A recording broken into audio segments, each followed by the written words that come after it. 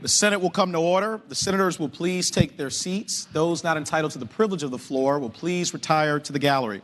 The senators and all in attendance will stand and be led in prayer by the Reverend Dr. Willard Maxwell, Jr., New Beech Grove Baptist Church, Newport News, Virginia. Reverend?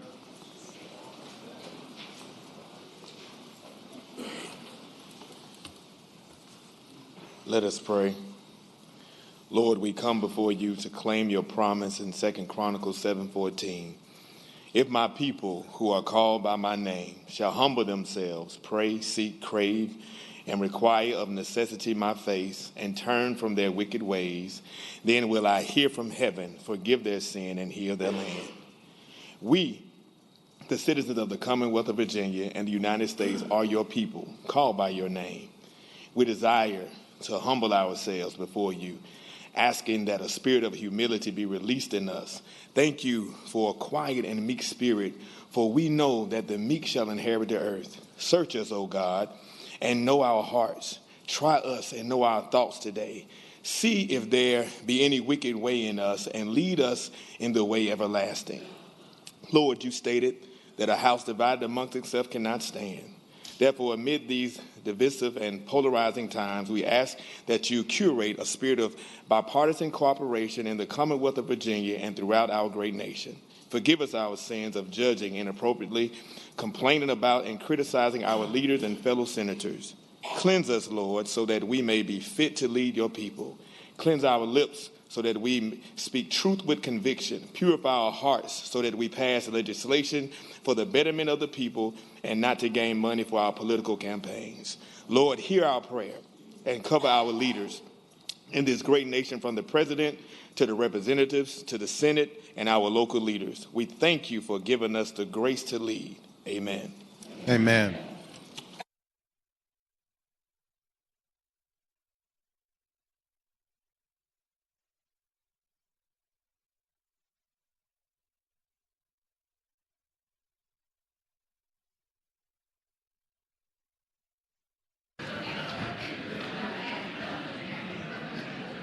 The clerk will call the roll. All those present will vote aye.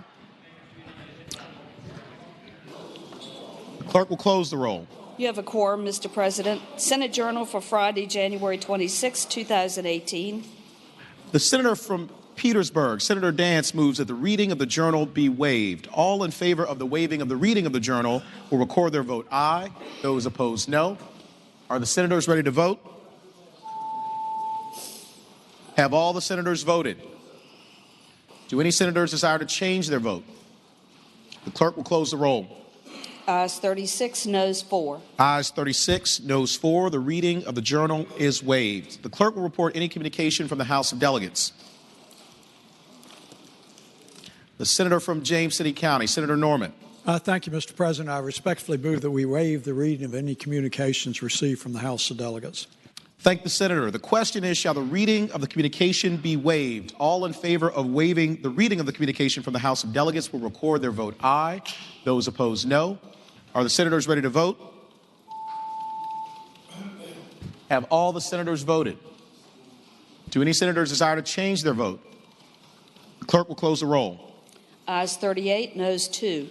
Ayes 38, noes 2. The reading of the communication from the House of Delegates is waived. The clerk will report any communication from the governor. We do not have any, sir. Now comes the time where we get to welcome visitors in the morning hour, and we have some wonderful groups and individuals here. I would give a gentle and friendly reminder to everyone that the senators will first recognize the individual or the group. I will then talk and extend the warm welcome of the Senate, and then we'll all clap together one time.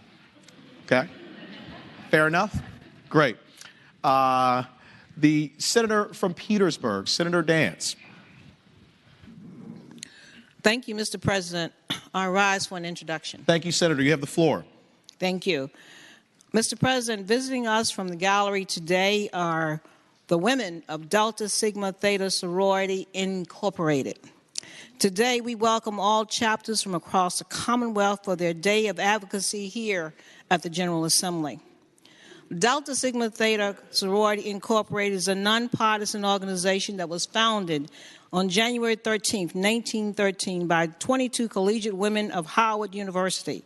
Their message of sisterhood, leadership, and service with the mission of promoting academic excellence and providing assistance to those in need. For over 100 years, Delta Sigma Theta Sorority Incorporated has been pursuing this mission since the turn of the 20th century. After over a century of demonstrated effective advocacy, the members of Delta Theta Sorority Incorporated has continued to execute advocacy efforts that have proven to obtain results within our varying levels of government and can be seen in different facets of our communities. The collective mission of providing assistance for those in need and for raising awareness around issues that affect some of our most vulnerable citizens has been at the heart of our work. I am proud to be a part of this group of strong, exceptional women. And Mr. President, on behalf of, from the administration, our Deputy Secretary of Administration, the Honorable Grinley Johnson, our Deputy Secretary for Agriculture, the Honorable Stacy Brayboy, the Senator from Portsmouth, the Honorable Louise Lucas, and the Junior Senator from Richmond, the Honorable Jennifer McClellan, we ask that you give the women of Delta Sigma Theta Sorority Incorporated the warm welcome of the Senate. Thank you, Senator Dance. Would the members of Delta Sigma Theta Sorority Incorporated in the gallery please rise if you're able? It is so wonderful to see you all here. It is a powerful sight to see the Deltas and the advocacy and the work that you have done for many years, since 1913, improving not only our Commonwealth but our country. I thank you for the power of your work. I thank you for your dedication to improving the lives of others and for everything that you do every single day to make us an even more special place to live. There's a special place in our hearts for Delta Sigma Theta. The Senator mentioned the members of your great sorority who work here in Richmond in the Capitol and help us do the work that we do here every single day. So thank you, and on behalf of everyone here, I would ask everyone to join me in extending the warm welcome of the Senate to the members of Delta Sigma Theta Sorority Incorporated.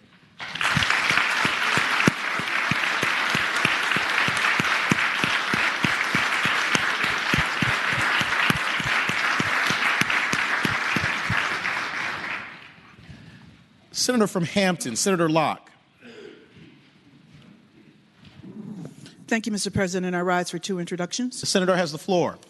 Mr. President, I will ask that you give a warm welcome to the Senate to the minister who gave the invocation today, the Reverend Dr. Willard Maxwell Jr. from New Beach Grove Baptist Church, Newport News. Yes. Pastor, would you please rise in the gallery? Pastor Maxwell, I want to thank you so much for being here with us today, for your powerful prayer and words, and for your great work here in the Commonwealth of Virginia, Newport News, and beyond. I've had the privilege and honor of worshiping with you. You're an exceptional pastor, and you do tremendous work in our community. So I would ask everyone to please join me in extending the warm welcome of the Senate to Pastor Maxwell.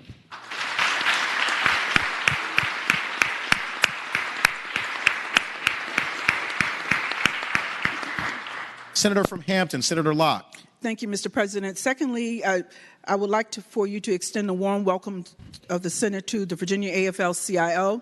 We'd like to honor the men and women of the Virginia AFL-CIO are here for their annual legislative conference. They are the proud union members who teach our children, build our ships, fly our planes, build and maintain our infrastructure, and so much more to make Virginia a great place to live. They are here today advocating for the priorities that matter to Virginia's working people: good jobs, safe workplaces, and a voice at work. Please join me in welcoming the working men and women of the Virginia AFL-CIO. I thank the Senator. Would the members of the Virginia AFL-CIO in the gallery please rise? Thank you all so much for joining us here today. Thank you for your advocacy and your work to improve our Commonwealth and life for all of our families, to make sure everyone gets a shot at economic opportunity and security. We're grateful to each one of you, and hope that you have a great day here in the Senate and at the Capitol, and wish you the best in your endeavors. So I would ask everyone please to join me in extending the warm welcome of the Senate to the members of the Virginia AFL-CIO.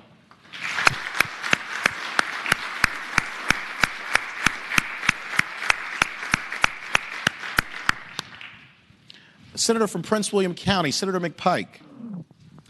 Mr. President, I rise for the purpose of an introduction. The senator has the floor. Ladies and gentlemen of the Senate, today I'm proud to introduce a group of 6 high school students who are visiting the Capitol for a couple days as a part of the Greater Prince William Young Leaders Program. Today we have Josh Hart, Megan Black, Zara Sheik, Matt Brown, Jackie Parker, Matthias Paniagua, and they are accompanied by 2 chaperones, Raheel and Asha Sheik. They represent 6 different high schools in the 29th district, maintain exemplary academic records while taking interest in community activities and leadership in sports and church and community organizations. They visit the Capitol over the next several days to observe the legislative process, meet with folks in the executive branch, as well as various policymakers in the General Assembly. And Mr. President, I am pleased to have them join us in the gallery today and ask you to extend them the warm welcome of the Senate. Thank you so much, Senator. Would the members of the Greater Prince William Young Leaders Program in the gallery please rise? Thank you all so much for being here today. We echo the sentiments and the very kind and generous words of Senator McPike about your leadership. It's so important. We always talk about the future. We say the future is now, and you are the future. And so we are grateful to you. Please keep up the stellar work in your schoolwork and also in the community. We need you, and one day you'll be sitting right here running the show. So we're grateful to you. My wife is from Prince William County, so we send you back with our best and ask everyone here to join me extending the warm welcome of the Senate to the Greater Prince William Young Leaders Program.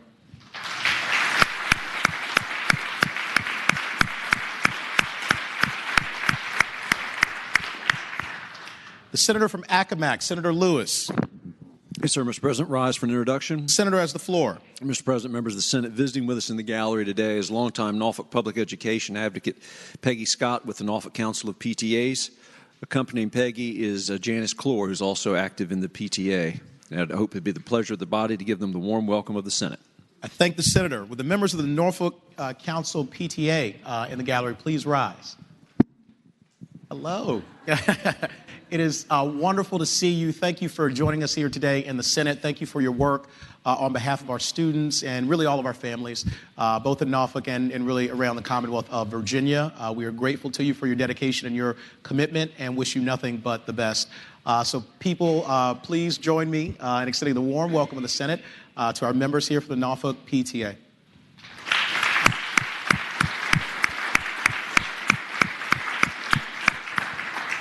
The senior senator from Loudoun, Senator Black. Thank you, Mr. President. I rise for an introduction. The senator has the floor. Thank you. Ladies and gentlemen, this morning I am pleased to introduce one of the most delightful group of ladies that I have encountered ever. They are the president-elect and the members of the Virginia PTA. PTA represents 5 million parents, teachers, grandparents, foster parents, and so forth. And they have a commitment to improving education in our public schools, which they demonstrated very dramatically today when they visited my office. They're excellent lobbyists.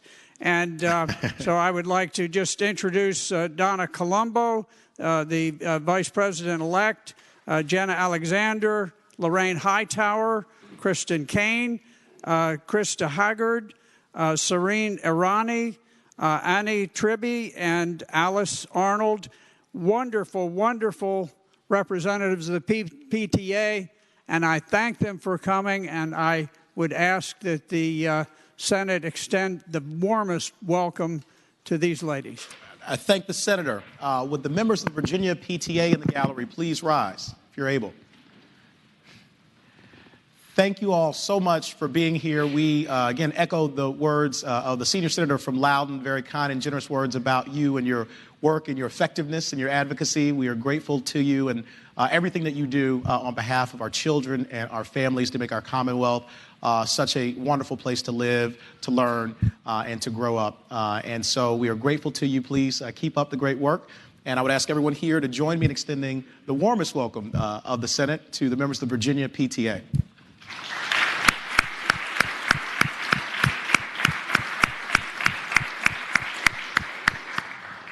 The senator from Western Fairfax, Senator Marsden.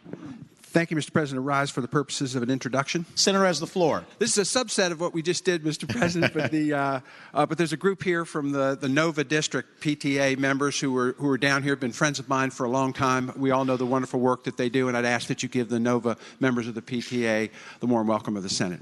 I thank the senator. With the members of the Nova District of the PTA in the gallery, please rise. Thank you so much for joining us here today. As mentioned by Senator Marsden, it's a subset of the Virginia PTA, but we are very grateful for your work in Northern Virginia. A wonderful place to educate our children in large part because of the work that you do. And so thank you for being here with us today in the Senate. You're welcome back anytime. And I would ask everyone to please join me in extending the warm welcome of the Senate to the Nova District of the PTA.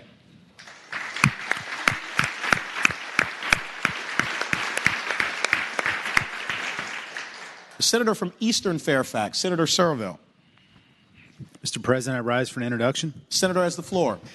Thank you, Mr. President. Ladies and gentlemen of the Senate, joining us in the gallery today are 8 kids in my district and their chaperone, government teacher. They are enrolled in a program which I call the Polar Institute.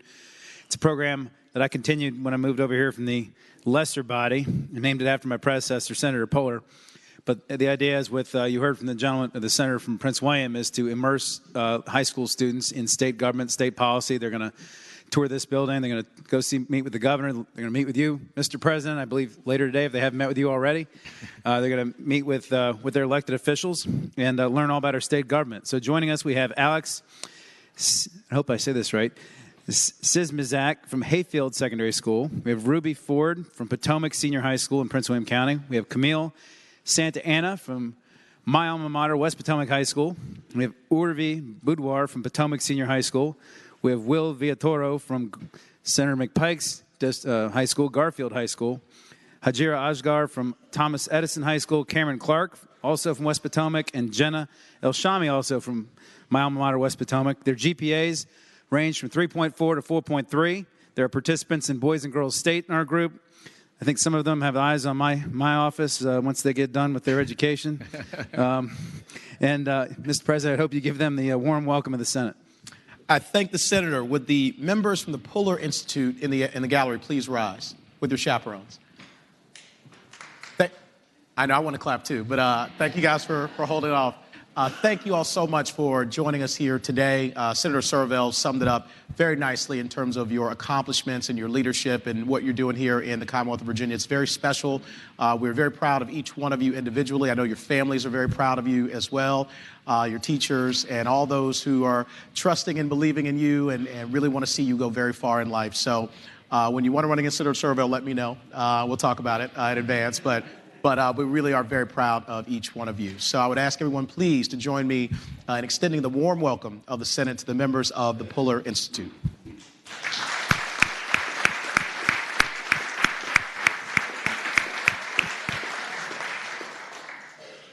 Do any other senators wish to be recognized for purposes of introduction? Yes, Mr. Chairman. Mr. Speaker. Senior Senator from Chesapeake. Thank you, Mr. President. This is more like a reintroduction and a welcome. Senator has the floor. But for the last few sessions, we've had a notable absence from our midst. And I'd just like to recognize that Madam Clerk is back with us. Madam Clerk, we missed you. Tara did a wonderful job trying to keep Mr. President in line and the rest of us in line. But we missed you, and we're glad you're back. We're hoping I you're was feeling better. watching. I know. Well, I will just simply say and ask that. Thank the senator very much for that kind and generous set of remarks about Madam Clerk. We are all so grateful that she is back with us. We were thinking about her, praying for her, and she is ready to go as she always is. And so please, everyone, join us in extending the warmest welcome of the Senate to our great clerk, Susan Shar.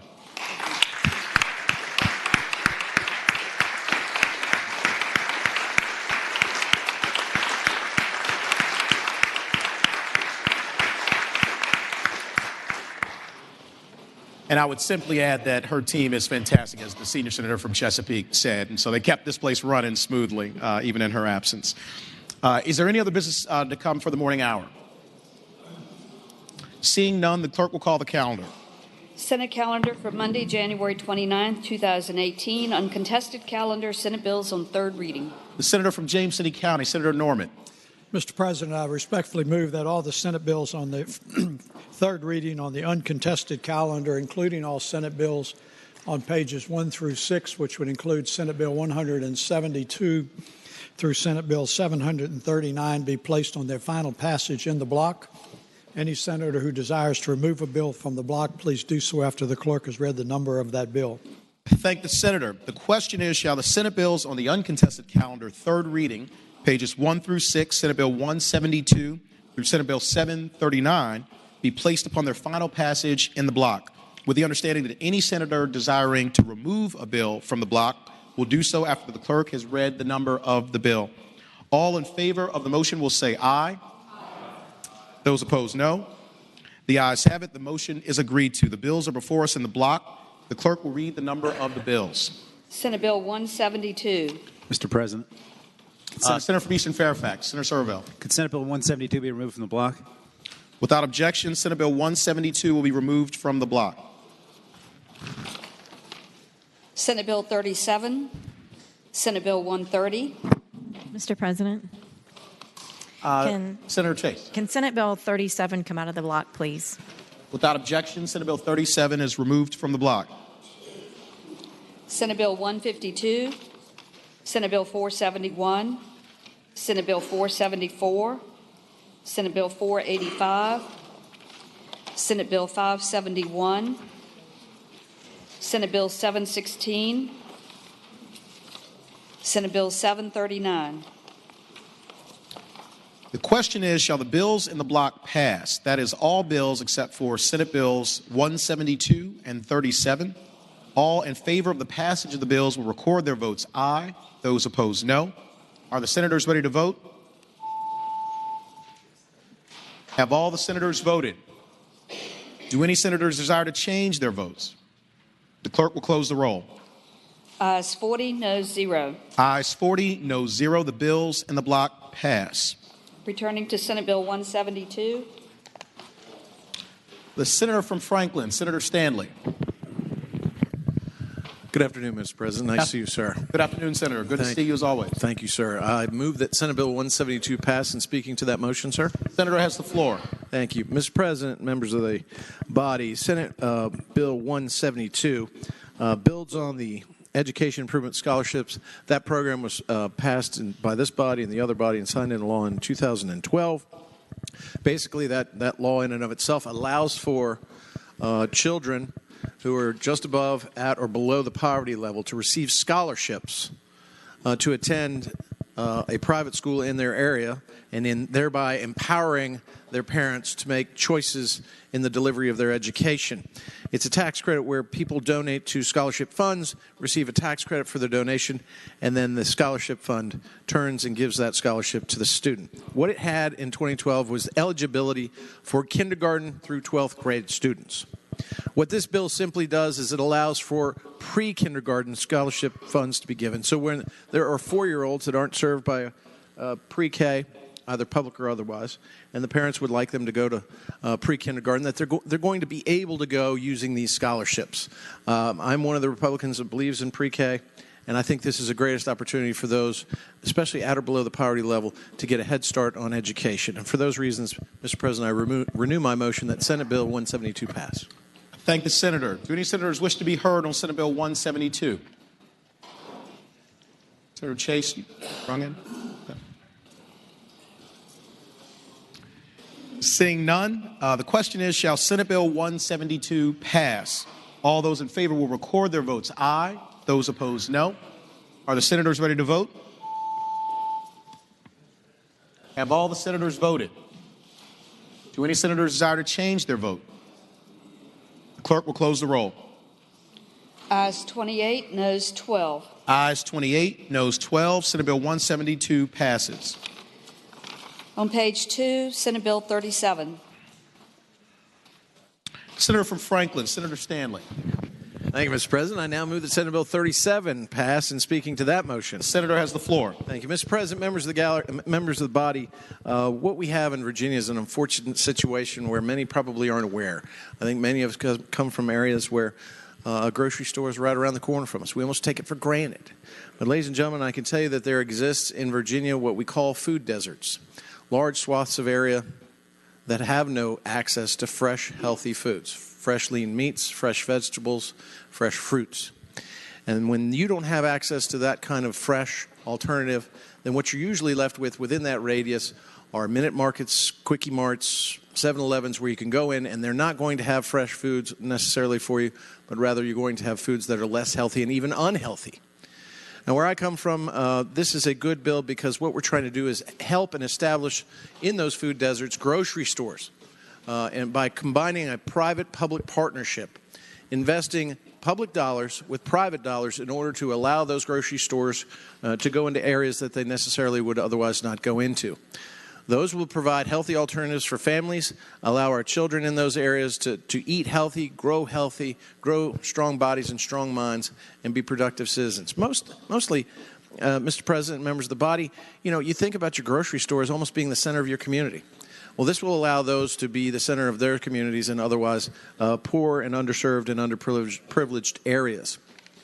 Small businesses will benefit. It will create jobs. And so this is a very good bill that will help address not only those needs in the economy in those communities, but also create healthy alternatives that will lower health care costs by increasing those healthy outcomes for those people that live in those areas. And for those reasons, Mr. President, I renew my motion that Senate Bill 37 pass. I thank the senator. Do any other senators wish to be heard on Senate Bill 37?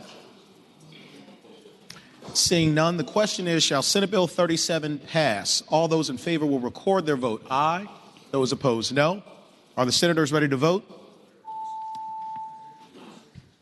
Have all the senators voted? Do any senators desire to change their vote? The clerk will close the roll. Ayes 36, noes 4. Ayes 36, noes 4. Senate Bill 37 passes. Page 6, regular calendar, Senate bills on third reading. Senate Bill 61, a bill relating to alcoholic beverage control, confectionery license. The senator from Arlington, Senator Favola. Thank you, Mr. President. Regarding Senate Bill 61, I move that the body reconsider the vote by which the bill was ordered to be engrossed in advance to its third reading. The question is, shall the vote by which Senate Bill 61 was engrossed in advance to its third reading be reconsidered? All in favor of the motion will record their votes aye. Those opposed, no. Are the senators ready to vote? Have all the senators voted? Do any senators desire to change their vote? The clerk will close the roll. Ayes 40, noes 0. Ayes 40, noes 0. The vote by which Senate Bill 61 was engrossed in advance is reconsidered. The senator from Arlington, Senator Favola. Thank you, Mr. President. I move that the body agree to amendments number 3 and 4. The question is, shall amendments number 3 and 4 be agreed to? All those in favor will say aye. Aye. Those opposed, no. The ayes have it. Amendments 3 and 4 are agreed to. The senator from Arlington, Senator Favola. Thank you, Mr. President. I now move that the bill be engrossed in advance to its third reading. The question is, shall the bill be engrossed in advance to its third reading? All in favor will say aye. Aye. Those opposed, no. The ayes have it. The bill is engrossed in advance to its third reading. The senator from Arlington, Senator Favola. Thank you. Mr. President, I move that the body suspend the rules and dispense with the third constitutional reading. The question is, shall the rules be suspended and the third constitutional reading be dispensed with? All those in favor of the motion will record their vote aye. Those opposed, no. Are the senators ready to vote? Have all the senators voted? Do any senators desire to change their vote? The clerk will close the roll. Ayes 40, noes 0. Ayes 40, noes 0. The rules are suspended and the third constitutional reading is dispensed with. The senator from Arlington, Senator Favola. Thank you, Mr. President. I now move that the bill pass. And speaking to the motion. The senator has the floor. Thank you, Mr. President. What this bill does is it creates a confectionery license So the licensee would be able to prepare and sell confectionery items infused with alcohol, less than 5% of alcohol. The items would be consumed off-site. And one of the amendments we just agreed to was there will be a statement now that the alcohol contained in a confectionery shall not be in liquid form. And then the other amendment, amendment number 4 that we agreed to, was the ABC Board of Directors will promulgate regulations to implement the provisions of this act. And these regulations will have to define what confectionery means, and we probably will have other requirements in those regulations, such as labeling requirements. Mr. President, I introduced this bill to help a small business. Starting off in the Richmond area, this is one of those things where, businesses want to use alcohol in their products. I think there will be enough protections added given the direction that this bill gives to ABC. I see no harm in this bill. I think it opens up a market for our small businesses. I respectfully ask that the body adopt the bill. Thank the senator. Do any other senators wish to be heard on Senate Bill 61? Seeing none, the question is, shall Senate Bill 61 pass? All those in favor of the motion will record their votes aye. Those opposed, no. Are the senators ready to vote?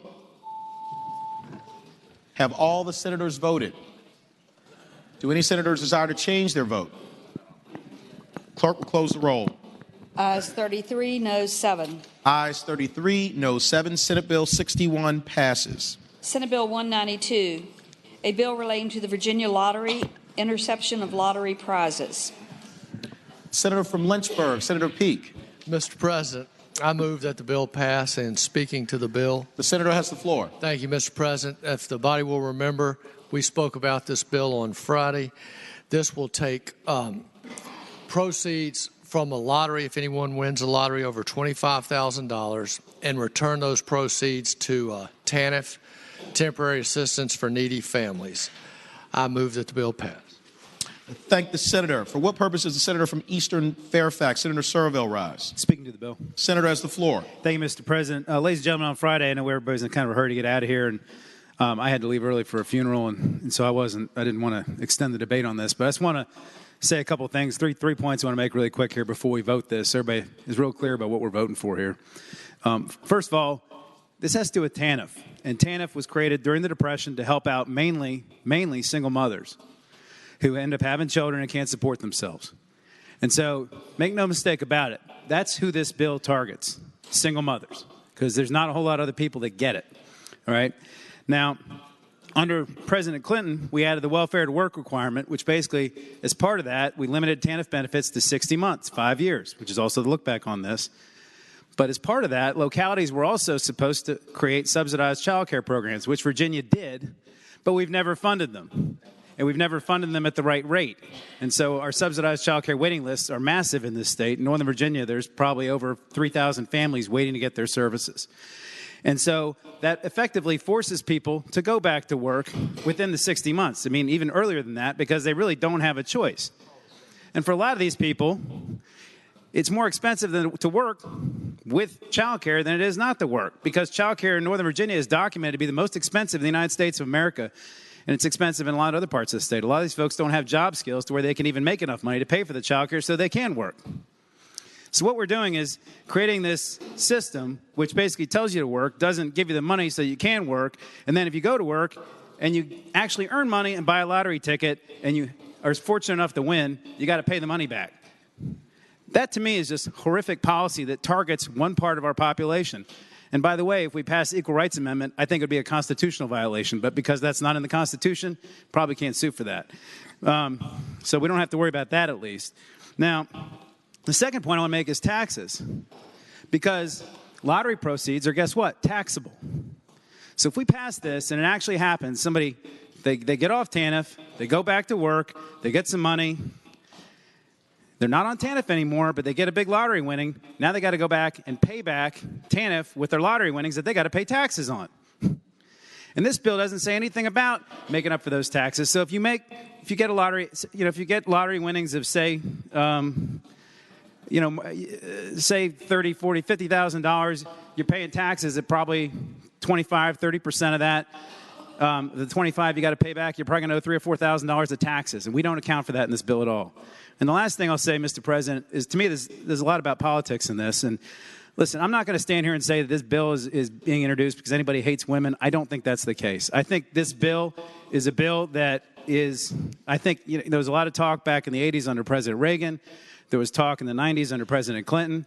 There's a lot of folks, I think, that feel like TANF recipients in some way are not, that they should pull themselves up by the bootstraps and work hard.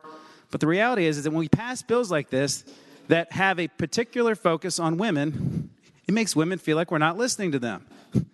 And we just saw what happened last year with the March on Washington, and it's because of bills like this that happens. And I think this is an opportunity for us to show that we're not going to buy into that line of thinking, that we're not going to pass policies that focus mainly on women, and we're going to have a fairer system. And I think that's why we need to vote this bill down. Thank you, Mr. President. Thank the senator. For what purposes does the senior senator from Loudoun County, Senator Black, rise? I'll rise to speak to the motion. Senator has the issue. Senator has the floor. Ladies and gentlemen, there probably are no more generous people than the people of Virginia. We have dozens of programs where we reach out and we help the poor. We help the unfortunate. We do it through the government, and we also do it through private volunteers. Right now, my daughter has her living room packed, just piled up with food for the homeless. And she's been going down and feeding the homeless since we had that cold snap. And people actually who were living in the woods were forced to come indoors, and they ran out of food. We do all kinds of things. But when we go to the people of Virginia, we're taking taxes from people who are eking along an existence on Social Security, people who are struggling in every which way to make a living. And then all of a sudden somebody hits the mega millions and gets $50 million. And we tell them now, okay, it's all free money. You're good to go. I don't think that the people of Virginia have given up their money and asked us to take care of the poor so that we can get them money to buy lottery tickets and to gamble with. Believe me, I tell you, I have every sympathy for the poor. I support several families that are in need, and I have for the last 20 years. But I tell you what, if I found out that any of them were taking that money and going down to their 7-Eleven and buying a whole sheet full of lottery tickets, then I would say, I'm giving you too much money, I'm cutting it off. So I think that's where people in Virginia are. I really do not believe that the people of Virginia want to give money so that people can gamble. And so, ladies and gentlemen, I encourage you to vote against this so that we can keep the integrity of our systems. We can take care of the people in need, but we don't need to contribute to their gambling habits. Thank you. Thank the senator. For what purpose does the senator from James City County rise? Mr. President, if I could ask a question of the senior senator from Loudoun, please. The senator has the floor. Will the senator yield for a question? I would ask the senator, I think perhaps you misspoke when you asked to vote against this bill. What was your intention? I apologize to the members. I intended to say to vote for the measure. So with my apologies to many of the members here. Thank you very much for that correction. Mr. President, I thank the gentleman because his argument persuades me whichever way he goes. Thank Thank the senator. For what purpose is the senator from Chesterfield, Senator Chase, rise? Thank you, Mr. President. I rise for the purpose of speaking in support of the bill. Senator has the floor. I would just simply like to state that I know a few working women, and we work very hard for our taxpayer, for our money, and to see our taxes to be spent on buying a lottery ticket, I think is a challenge for me. That money should be spent on food, clothing, necessities, and whenever we are giving people the opportunity and the temptation to spend that money on lottery tickets instead of what it's intended for, I think it could have unintended consequences. So for that reason, I stand in support of the bill. Thank the senator. For what purpose is the senator from Roanoke City, Senator Edwards, rise? Mr. President, speaking against the bill. Senator has the floor. Following up, Mr. President, on the comments from the senator from Eastern Fairfax, the history of this is, I believe it was right after World War II, if I'm not mistaken. The bill was passed by Congress, Aid to Families with Dependent Children. The idea there was to allow many single women in particular to stay home with their children and support their children, to stay home. 50 years later, in the 90s, Governor George Allen pushed through this TANF bill. They changed the name from Aid to Families with Dependent Children to encourage women to stay home, young, often single women, single mothers, to stay home and take care of their children. Flipped it around and said, no, you got to go to work.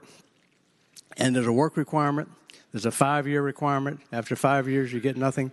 And as the senator from Eastern Fairfax pointed out, we've never provided child support for these single women with children. We make them go to work. We limit what they can get to 5 years. And they also have to raise their children somehow. That's a heavy burden for many of these women.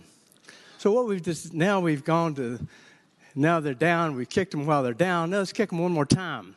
If you go to the 7-Eleven or some convenience store, you can get a lottery ticket for $1, $2, couple of dollars, $5. It's not much. And if they luck out and get some money, we say you can't keep it to help their children. If they're really lucky and they win a larger lottery, wouldn't that help them get off of welfare, get off of the TANF program? Wouldn't we be helping them? Why kick them twice? I think this is, as I said before, a particularly odious bill. I would hope we would not have a bill like this that would kick the poor, and that's what we're doing, poor single women with children. That's who we're talking about. Let's give them a break, Mr. President. Let's give them a helping hand up. Let them win a lottery. I hope they do win the lottery. And that way they can be independent and be off of TANF. Thank you, Mr. President. Thank the senator. For what purpose does the senator from Northern Chesapeake, Senator Spruill, rise? Thank you, Mr. President. To ask the senior citizens from Loudon a question. Will the senior senator from Loudon yield to a question? Yes, I do. Senator will yield. Senator has the floor. Thank you, Mr. President. I heard what you're saying about those who own TANF taking TANF money to buy a ticket. What happens if someone gives a ticket, for an example, in a neighborhood where I'm from, I buy tickets and I give them away myself. And what happens, so it's just, I'm trying to make sure my base is strong, voting base, you understand that? So I buy tickets and I give them away. And someone is on TANF, so it's from me, and I gave them that ticket. What happened if they would win? And they did not take money from their TANF or welfare check to buy it because I gave them a ticket. And so if they were that ticket, the winner ticket, then are you saying that they still got to pay that money back to the welfare based on something I gave them? I understand the question, Mr. President. Senator has the floor. First of all, there are not a whole lot of these tickets that are given away to people. For the most part, my guess is, because I bought one or two myself, probably 99% are purchased rather than just given, unless it's given to your family member or something like that. But the fact is, when you have somebody who comes into a windfall of money... Mr. President, Senator has the floor. Will the senator yield? If I could just complete my response. No, sir. Mr. President, I want to... Sorry, so the senator still has the floor. Do not yield. Okay, you still have the floor. I'm trying to get him to answer my question, not give me a lawyer's answer. But Senior Senator from Loudoun has the floor. yes. But the point is, when you have somebody who comes into a windfall of money, and they have this money, the money has been obtained in almost every single case from individuals who did not have a lot of money. We got people down in South Side who are paying taxes, who are making very little money, just scraping along. We got them down in Buchanan County and places like that, scraping along. And then all of a sudden somebody gets a windfall of money, however they get that windfall of money.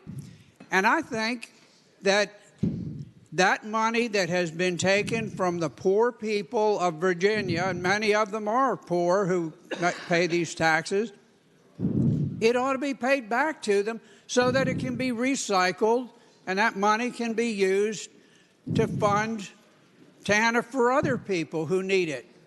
Rather than just saying, okay, well, you won, go off to Monte Carlo on a gambling trip or whatever. I don't think that's what we have these programs for, is so that people can gamble. So I think it's a great measure, and I support the measure.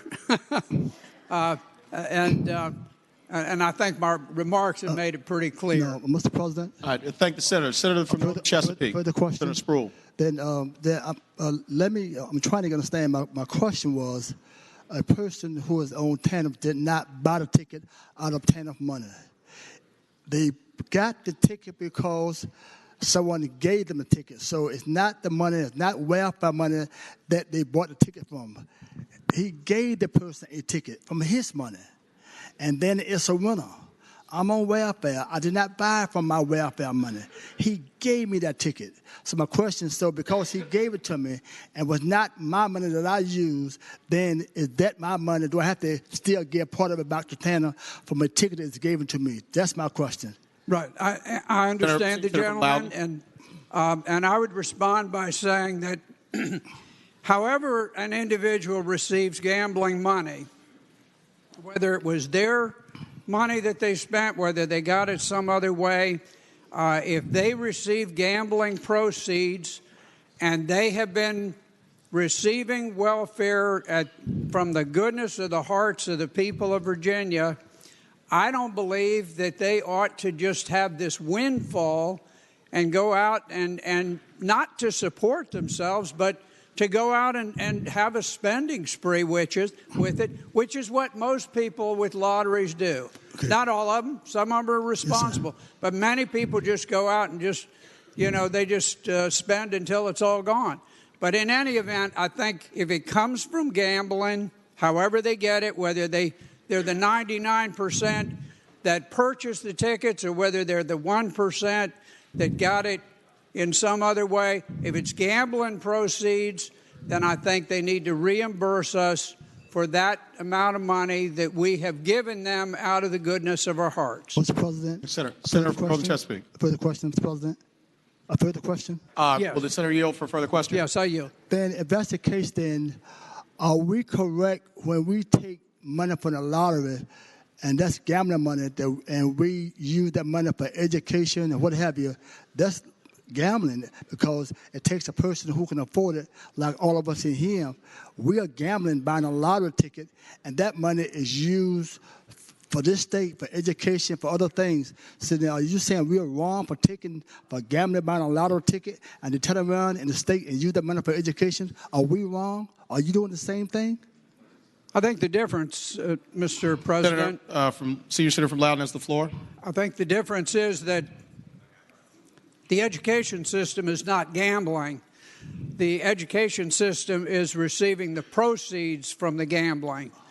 And the education system is not receiving welfare benefits from the people. So I think it's a whole different world. Thank you, Mr. President. Thank you, sir.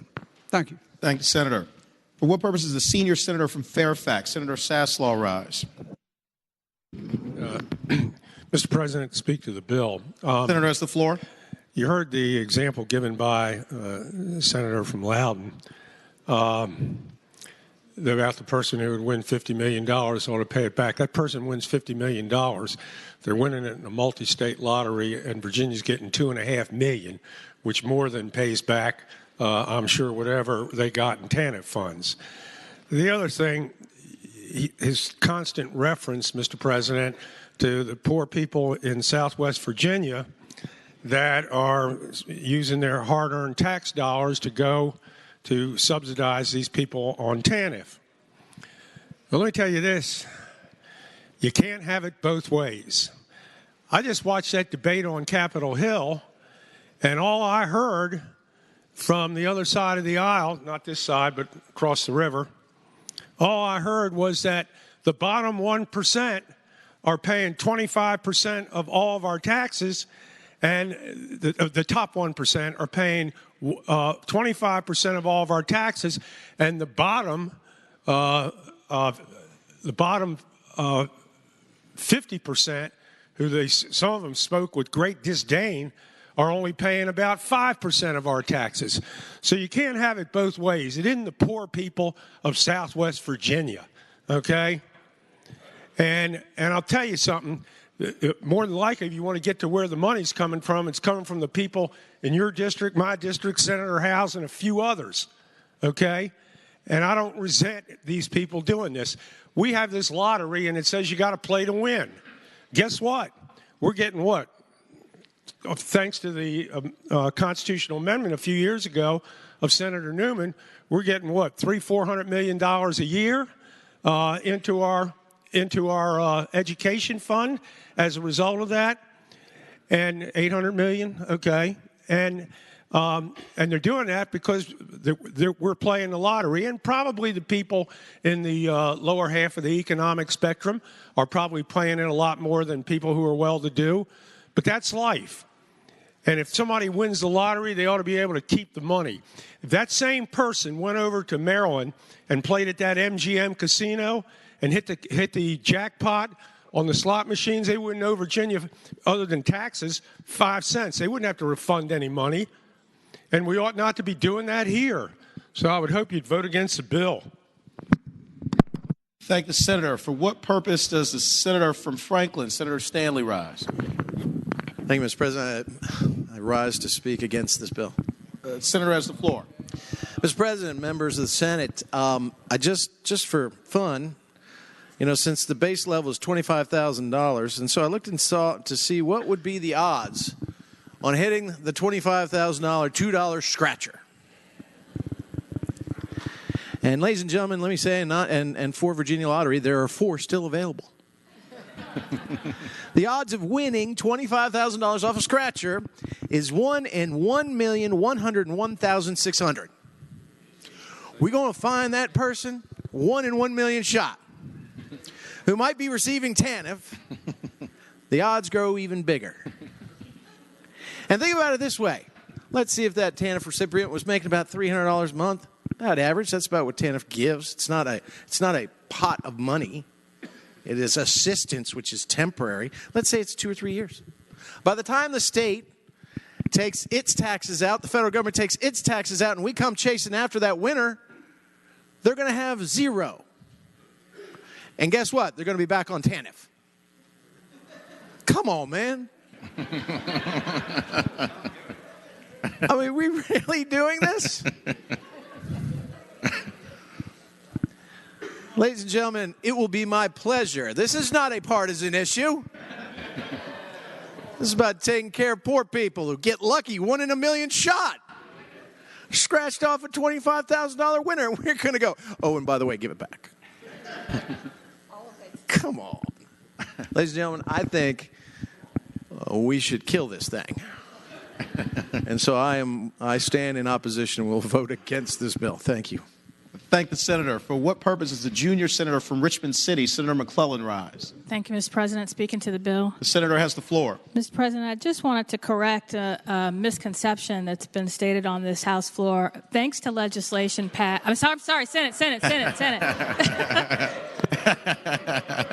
It's Monday. All right. Thanks to legislation passed in 2013, TANF cannot be used to purchase lottery tickets or any other gambling or alcoholic beverages or tobacco or sexually explicit materials. So any TANF recipient that is fortunate enough to win the lottery did not use TANF funds to get that ticket. And so I think for the purposes stated by the gentleman from Loudoun, this bill is unnecessary. Thank you. Thank the senator. Senator from Lynchburg, Senator Peake. Yes, thank you, Mr. President. Point of personal privilege. I just wanted to assure this body that I did not bring this bill because I hate women. I do not hate women. I have not knowingly kicked any poor person. I do not hate poor people. What I do hate is poor people being misled by our advertising and taking their money that they have very little of and spending it on the lottery, being promised and told that they're going to make millions and millions of dollars. It's deceptive. It's the most regressive tax that there is in the Commonwealth. I can't believe there's been this much negativity about this bill. This bill is taken from New York State, one of the most liberal states in the Union. That is all I have to say. Thank you. Thank the senator. Seeing no other senators wishing to be heard on this bill, the question is, shall Senate Bill 192 pass? All those in favor will record their votes aye. Those opposed, no. Are the senators ready to vote? Have all the senators voted? Do any senators desire to change their vote? The clerk will close the roll. Ayes 21, noes 19. Ayes 21, noes 19. Senate Bill 192 passes. Senate Bill 547, a bill relating to transient occupancy tax eligible historic lodging properties.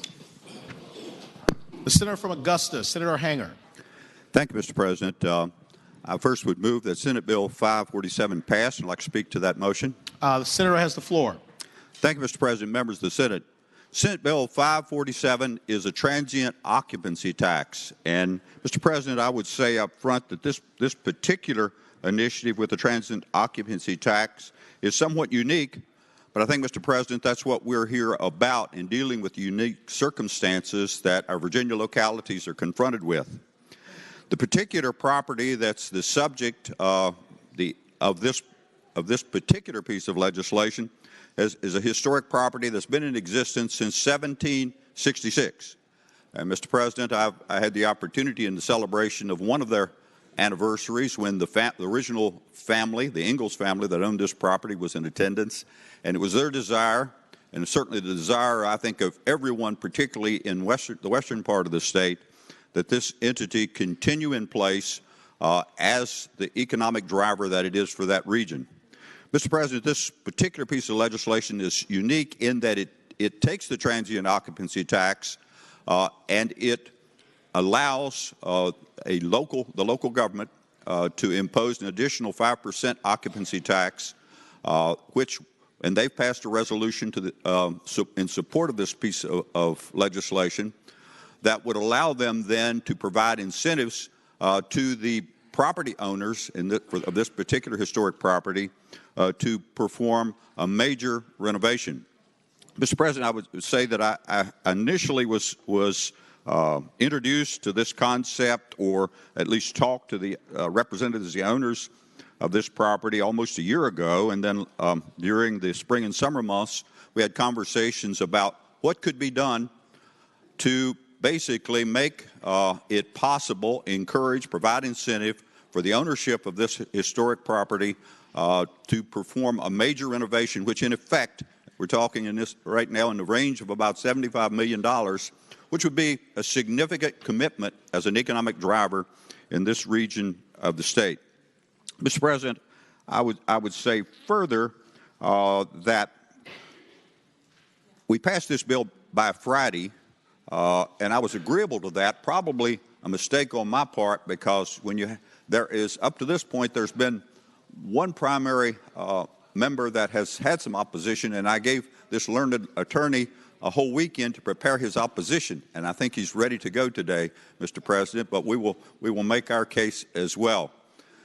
Mr. President, we routinely pass measures.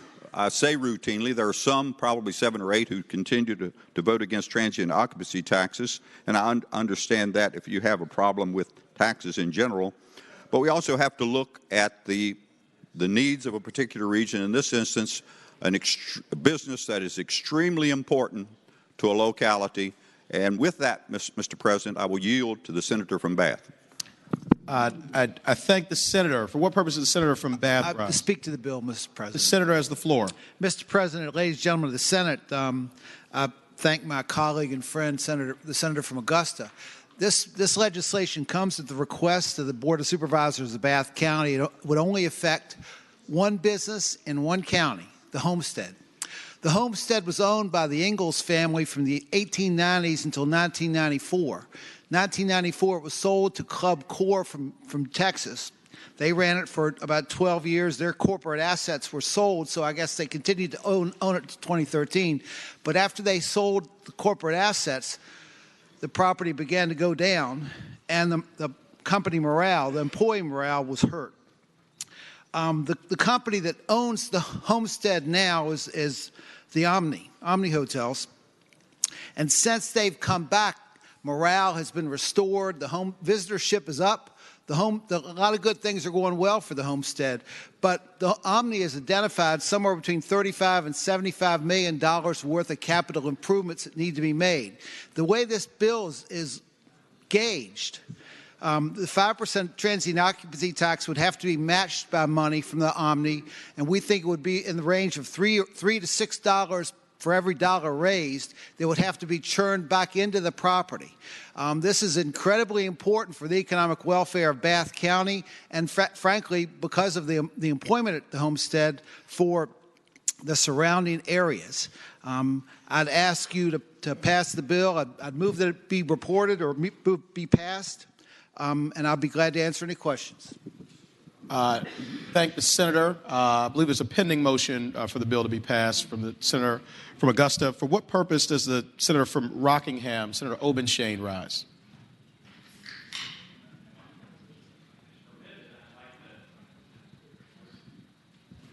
Speak to the bill. The senator has the floor. Mr. President, members of the Senate, I know that the senator from Lynchburg loves women, and I love the homestead. I do not believe that there is a single person in here who has been to the homestead who doesn't love it.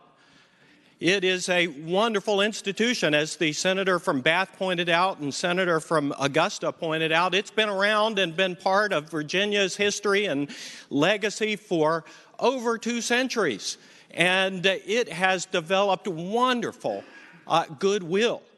It has a rich history. The number of United States presidents who have visited the homestead is, there are more that have visited it than not, by a large majority.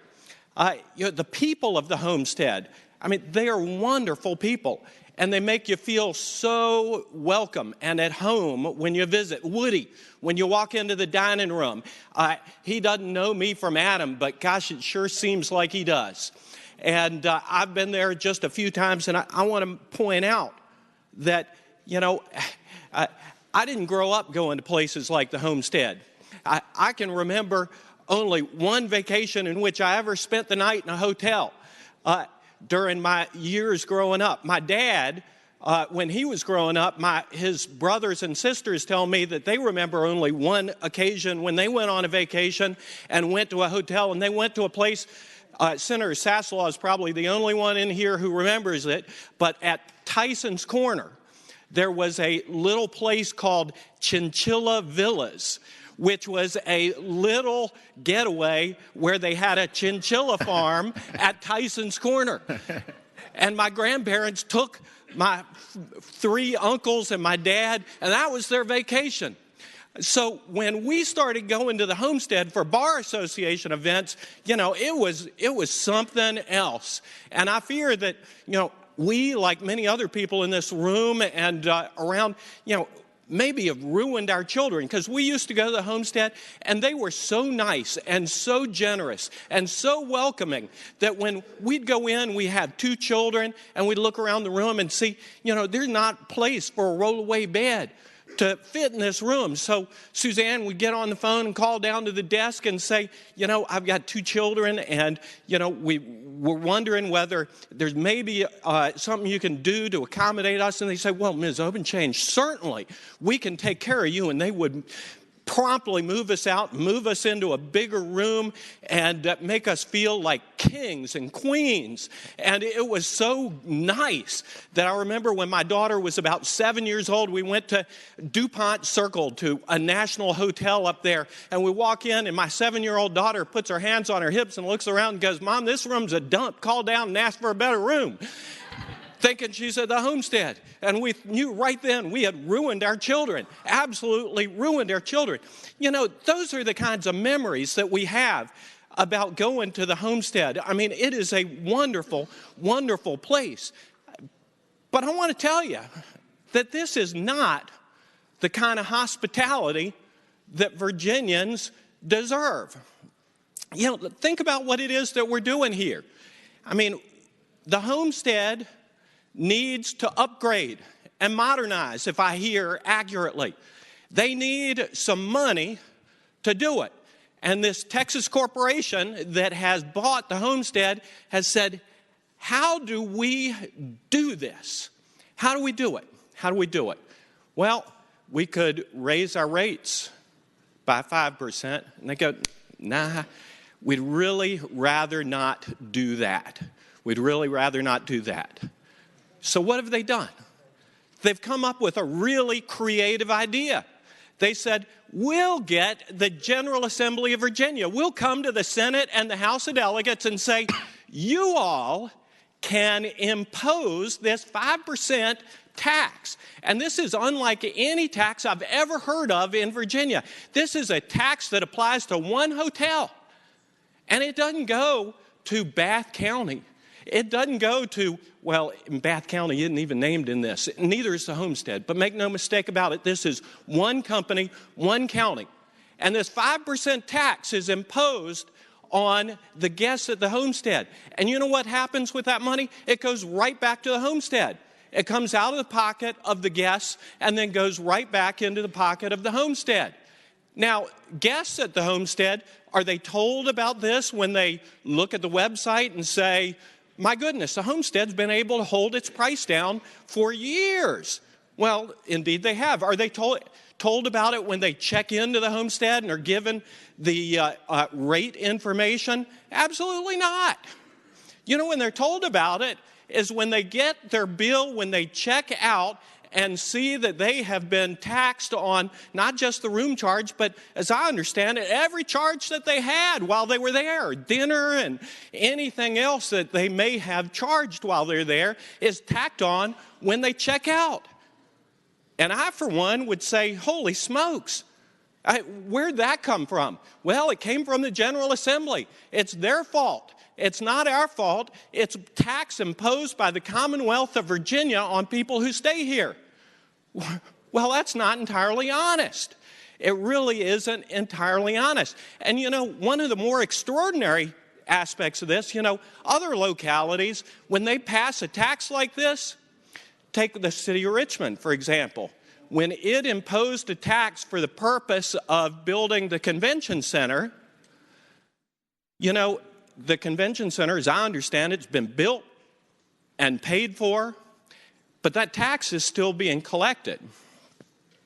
But the difference is that tax goes to the city of Richmond to be used for the general welfare. It can be used for schools. It can be used for roads. It can be used for teachers and police. You know what happens to this money in Bath County?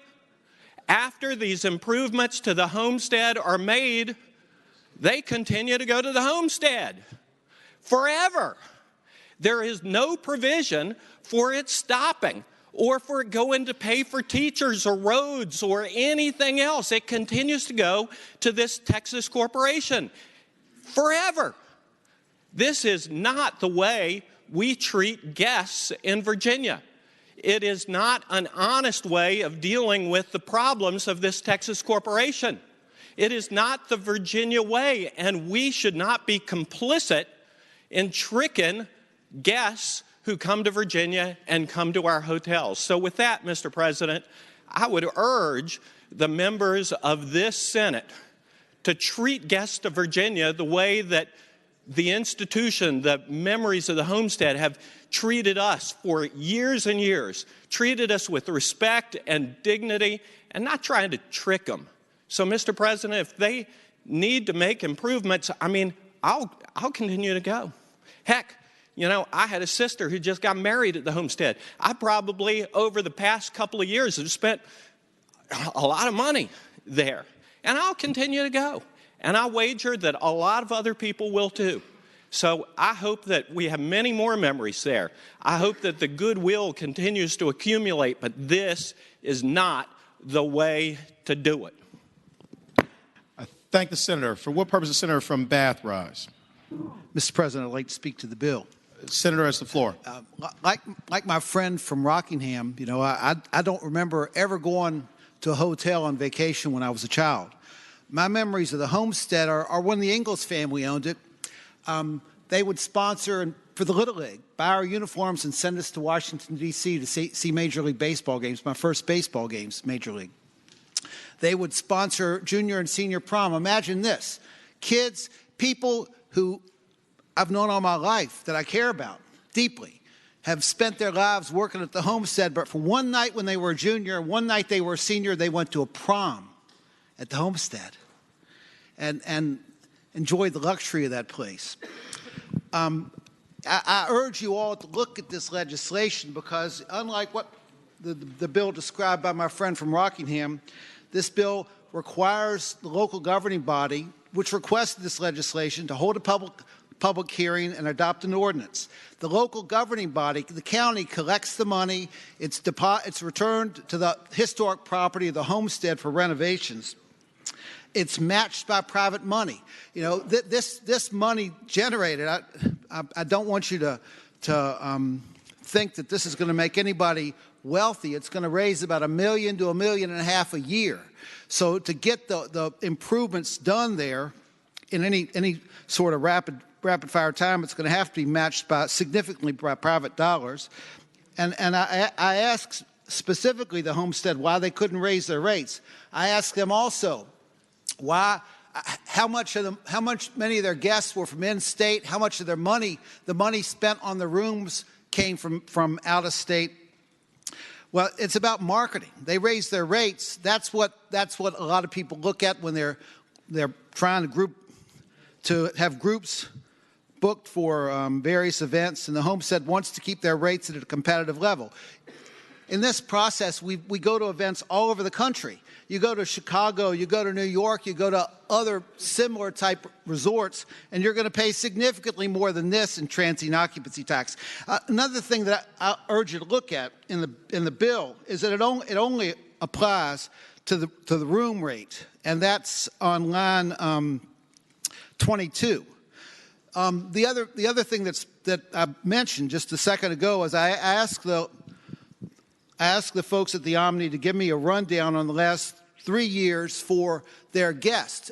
Over 80% of their guests, over 80% of their revenue come from out of state. So we're not even talking about imposing a significant burden on Virginians. I'll ask you to pass the bill. Thank the senator. For what purpose is the senator from Eastern Fairfax, Senator Surville, rise? Speaking to the bill. Senator has the floor. Thank you, Mr. President. I haven't studied this issue carefully, but and my family never took me to the homestead when I was a kid. Only after I was able to practice law and started going there for conferences did I start going there. But it's a beautiful facility, and I think it's one of the crown jewels of our state. And again, while I haven't studied it, I suspect largely what's going on in terms of the homestead struggles is they have a facility that's right down the street across the ridge that got bought by a billionaire who doesn't have nearly as much financial pressure on him to make money, number one. Number two, the legislature of West Virginia allowed them to stick a casino in there, which gives them an amenity that they can offer that the homestead cannot. And so while there's a little bit of an economic imbalance there in terms of the competition that's going on.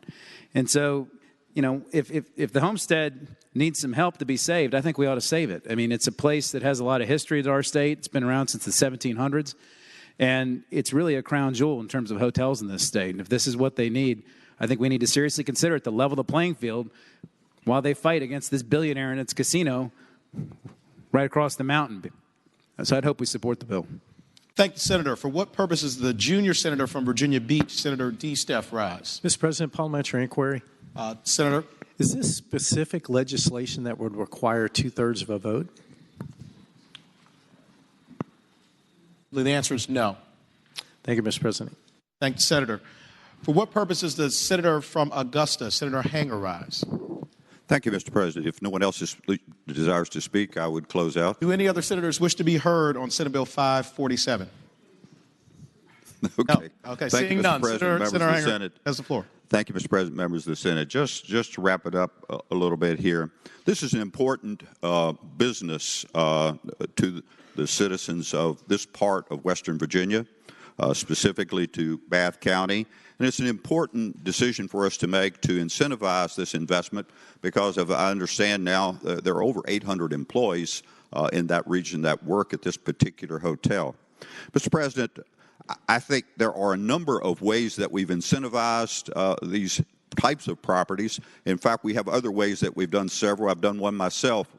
Comes to mind the Hotel Roanoke, where we've allowed, where there's a convention center type of facility, for them to divert sales tax to bonds to do these renovations. So we've come up with unique ways of addressing this in the past, and I would hope that we could do this now. Further, Mr. President, I would add one little interesting complex, Mr. President, is a place called Jefferson Pools. Mr. President, businesses like the entity, the corporation that owns the homestead, they're in the business of making money. So just because they're doing well, we shouldn't just assume that they can make a business decision to continue the operation and investment at the homestead. So they, in fact, need Gentleman, yield for a question. Sorry, Senator from Fairfax City. For what purpose do you rise? I'd ask the gentleman, can we put the new Redskins Stadium there? Senator, yield for a question. Mr. President, it would take quite a bit to level out a football field out there in Bath County, but perhaps we could do that. Mr. President, I would say it's important, and we've done numerous ways, workarounds to provide an incentive, as we've done at the Hotel Roanoke. We've done one in Stanton. We've done a couple of them in Hampton Roads area. So we make it work. Further, I would say, Mr. President, there's an interesting angle to this. A part of this property is a place called the Jefferson Pools. Mr. President, that property's been shut down, condemned.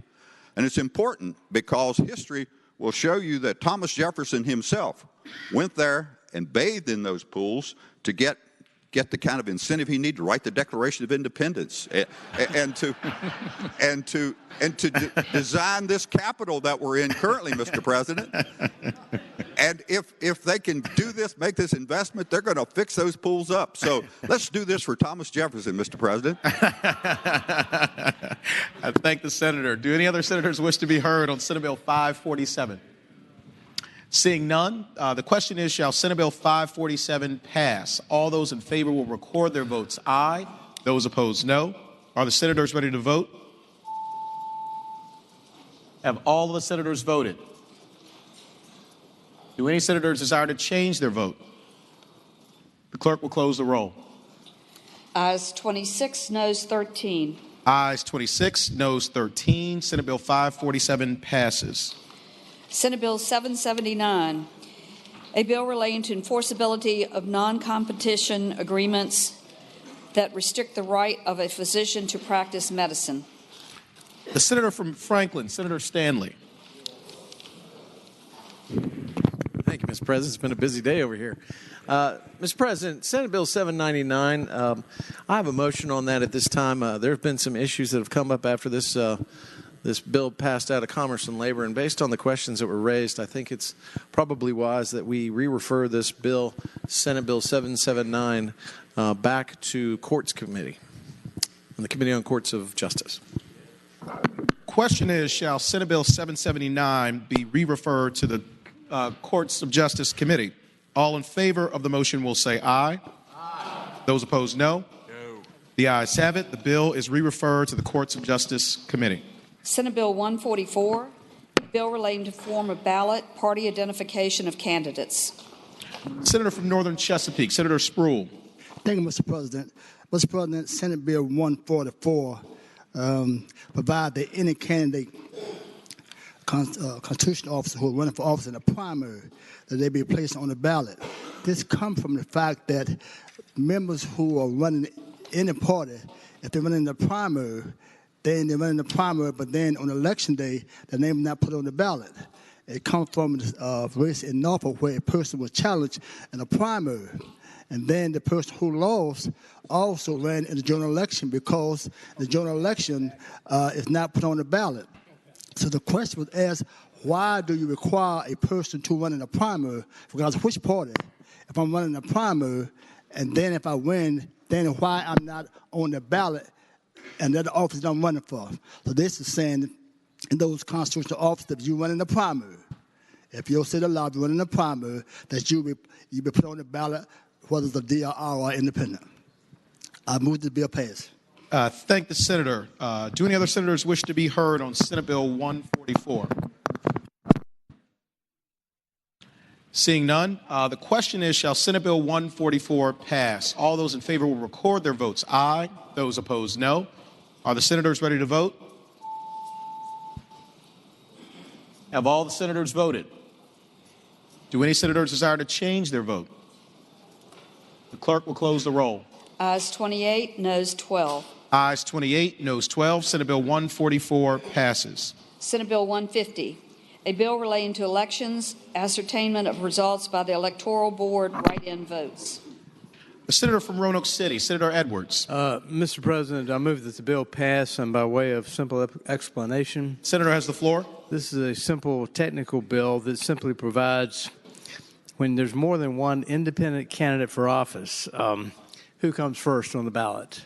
And it provides the time of filing, the time and date and time of the filing of the independent candidates in that order, and it explains how that works. It's that simple. So with that explanation, I move the bill pass. Thank the senator. For what purpose is the senator from Alexandria, Senator Eben rise? Point of order. I think the senator is describing his other bill. This is SB 150, the one with party ID. No, I'm sorry. 150 is the one with write-in votes.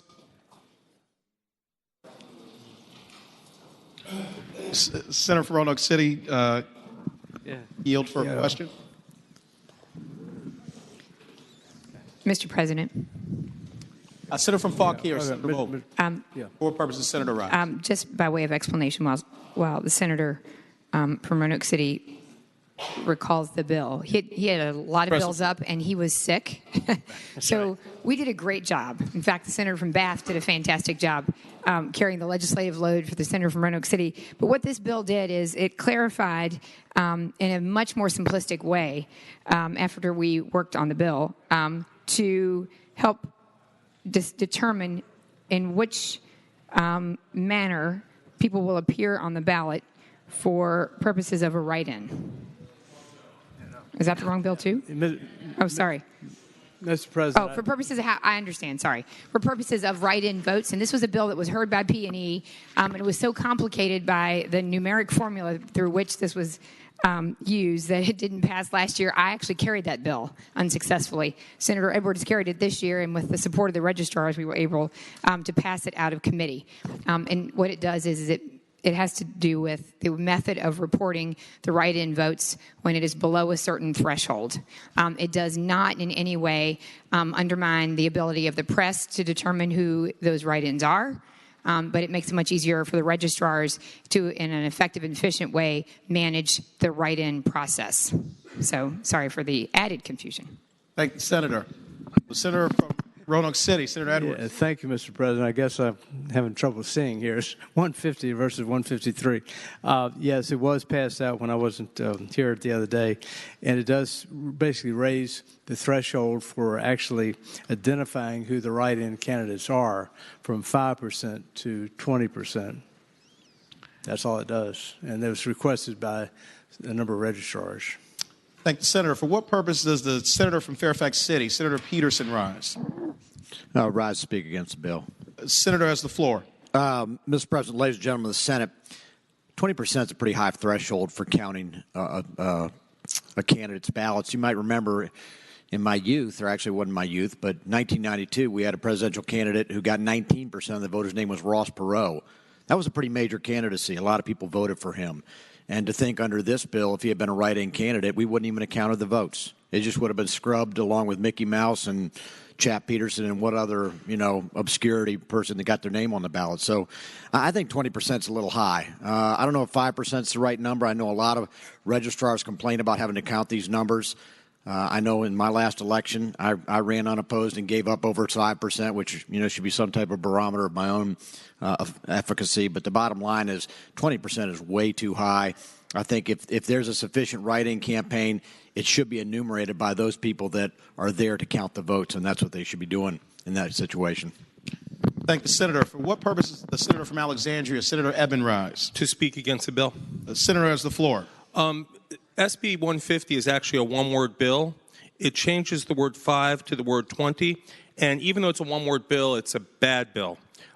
In 2015, we defeated a bill along those lines that had come out of the P&E committee unanimously, and that bill, though it did go much further, was defeated on this floor 38-2. And I wanted to draw an analogy to one particular election and make a few points. In 2015 in Alexandria, there was a mayoral election. 26,000 votes were cast in that mayoral general election. Of those, 9,700 were write-in votes. Now, those were enumerated because it was above 5%. Under this bill, if only 5,200 of those votes, 5,269 out of 26,000, were to have been cast for write-in, the names of who got the write-ins would not be easily available. It would interfere with the right of the press, because if the press wanted to know who got those votes, they would have to go to the Electoral Board, they would have to look at the results precinct by precinct, pull out the names, and tally them up themselves. Now, the same thing for members of the public, the same thing for candidates who may have spent a lot of money and time to run an effective, not a winning, but a 19% write-in campaign. I called a registrar this morning who said that the 20% threshold is very rare, that any unopposed candidate would draw 20% opposition. She also said that 5% is rare too. She did note that she'd heard that in some of the smaller communities, perhaps rural communities, that some write-ins for local council might be more commonplace. But I would say that being a registrar, being an electoral board member, even being an election official is very tough work. But they all come with responsibility. Not a responsibility just to run free and fair elections, but also to provide transparency. We don't want people saying, I voted for the write-in, and they may have gotten more than 5,000 votes, but I just don't know. We've got to balance the public, the media's, and the candidates' right to know against making it easy, not easy to count votes. So with that, I ask that we defeat the bill. Thank the senator. For what purpose does the senior senator from Chesapeake, Senator Cosgrove, rise? Speak to the bill, Mr. President. Senator has the floor. Thank you, Mr. President. Ladies and gentlemen of the Senate, a couple of corrections. The senator from Fairfax City, I believe, misspoke when he said the votes they don't count. Every vote counts. Every single vote counts. The difference is basically it's the reported votes that are cast as write-ins. But I will say an unopposed candidate who has 19% of the electorate voting for A, B, C, or D candidate, I think the electorate ought to know that there's that displeasure in an unopposed election. Because otherwise people just say, well, I got to vote for this guy because he's the only one on the ballot. I think 20% is a fairly steep hill to climb. I think 5% is more reasonable. I voted for this in committee. On reflection, I think it's a bad idea, and I hope that it would defeat the bill. Thank you. Thank the senator. For what purpose does the senator from Bath, Senator Deeds, rise? Just to speak to the bill. Senator has the floor. Mr. Chair, Mr. President, As I recall the discussion in committee, this has absolutely nothing to do with counting the votes or with allowing the press access to the information. This has to do with the threshold of votes that are required before a write-in candidate is reported to the State Board of Elections. The information will still be in the local electoral board office, and so the local press will still have access to who got which write-in votes. That part won't change at all. As I recall, this had to do with the threshold of votes that's reported, and it was basically just a workload issue that was raised by several registrars' offices, primarily the one in Fairfax County.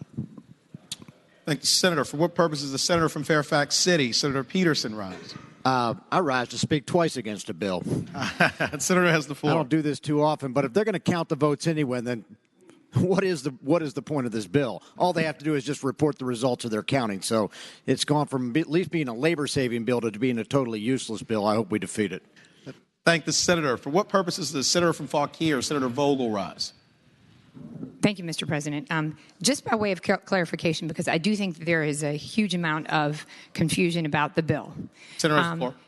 Thank you. The bill is mainly to assist in localities like Fairfax and others where there are huge numbers of voters at a write-in. And so what the patron has attempted to do at the request of the registrars, and what I attempted to do in a much more complicated way, the mathematical formula was a little confusing, it didn't work last year. All you're doing, and just to clarify, because I just stepped out to speak to the registrars just to clarify this point, it doesn't in any way affect what the press has access to or when they have access to it. That doesn't change any of that.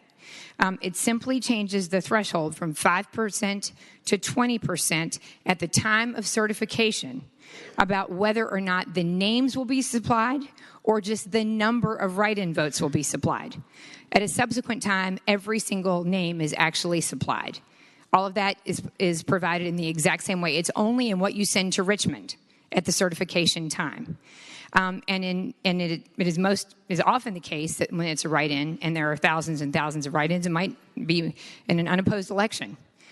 It's just at the certification time so that it is simpler for the registrar, that they can meet the deadline, they can actually get it done more quickly, and it does not in any way impact the transparency, the opportunity for the press to have access to it, or change anything else.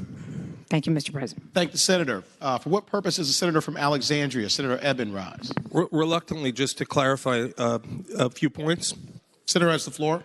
The bill does have to do with the access of the press and the public to the results, in that in order to get access after this bill were to pass, if you want to know who got 12% or who got 19%, you would not have that on the abstract reported by the registrars by name.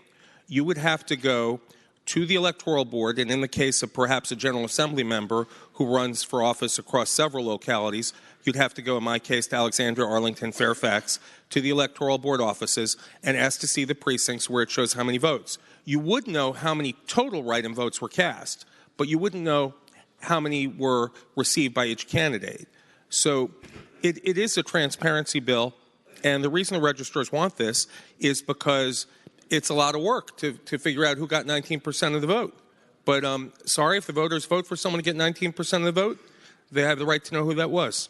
Thank you, Mr. President. Thank the senator. Do any other senators wish to be heard on Senate Bill 150? Seeing none, the question is, shall Senate Bill 150 pass? All those in favor will record their vote aye. Those opposed, no. Are the senators ready to vote? Have all the senators voted? Do any senators desire to change their vote? The clerk will close the roll. 6, noes 34. Ayes 6, noes 34. The bill fails. Mr. President. The junior senator from Richmond City, Senator McClellan. Thank you, Mr. President. Having voted on the prevailing side by which we passed Senate Bill 144, I ask that we reconsider that vote. The question is, shall the vote by which the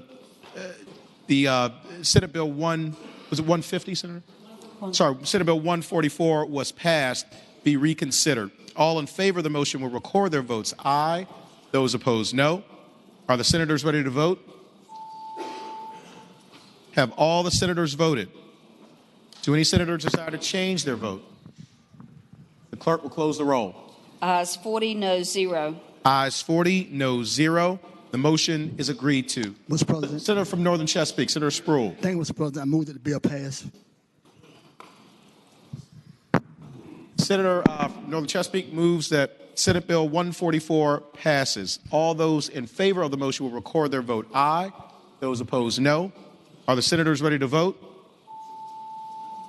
Have all the senators voted? Do any senators desire to change their vote? The clerk will close the roll. Ayes 28, noes 12. Ayes 28, noes 12. Senate Bill 144 passes. Senate Bill 153.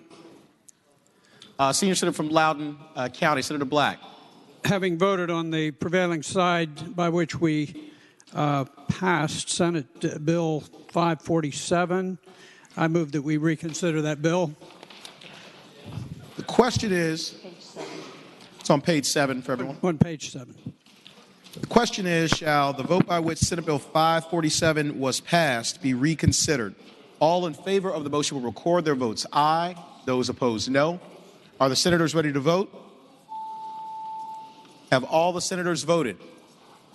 Do any senators desire to change their vote? Clerk will close the roll. Ayes 40, noes 0. Ayes 40, noes 0. The motion is agreed to. The senator from Augusta, Senator Hanger. Mr. President, having previously been explained, I move the bill pass. The question is, shall Senate Bill 547 pass? All those in favor will record their votes aye. Those opposed, no. Are the senators ready to vote? Have all the senators voted? Do any senators desire to change their vote?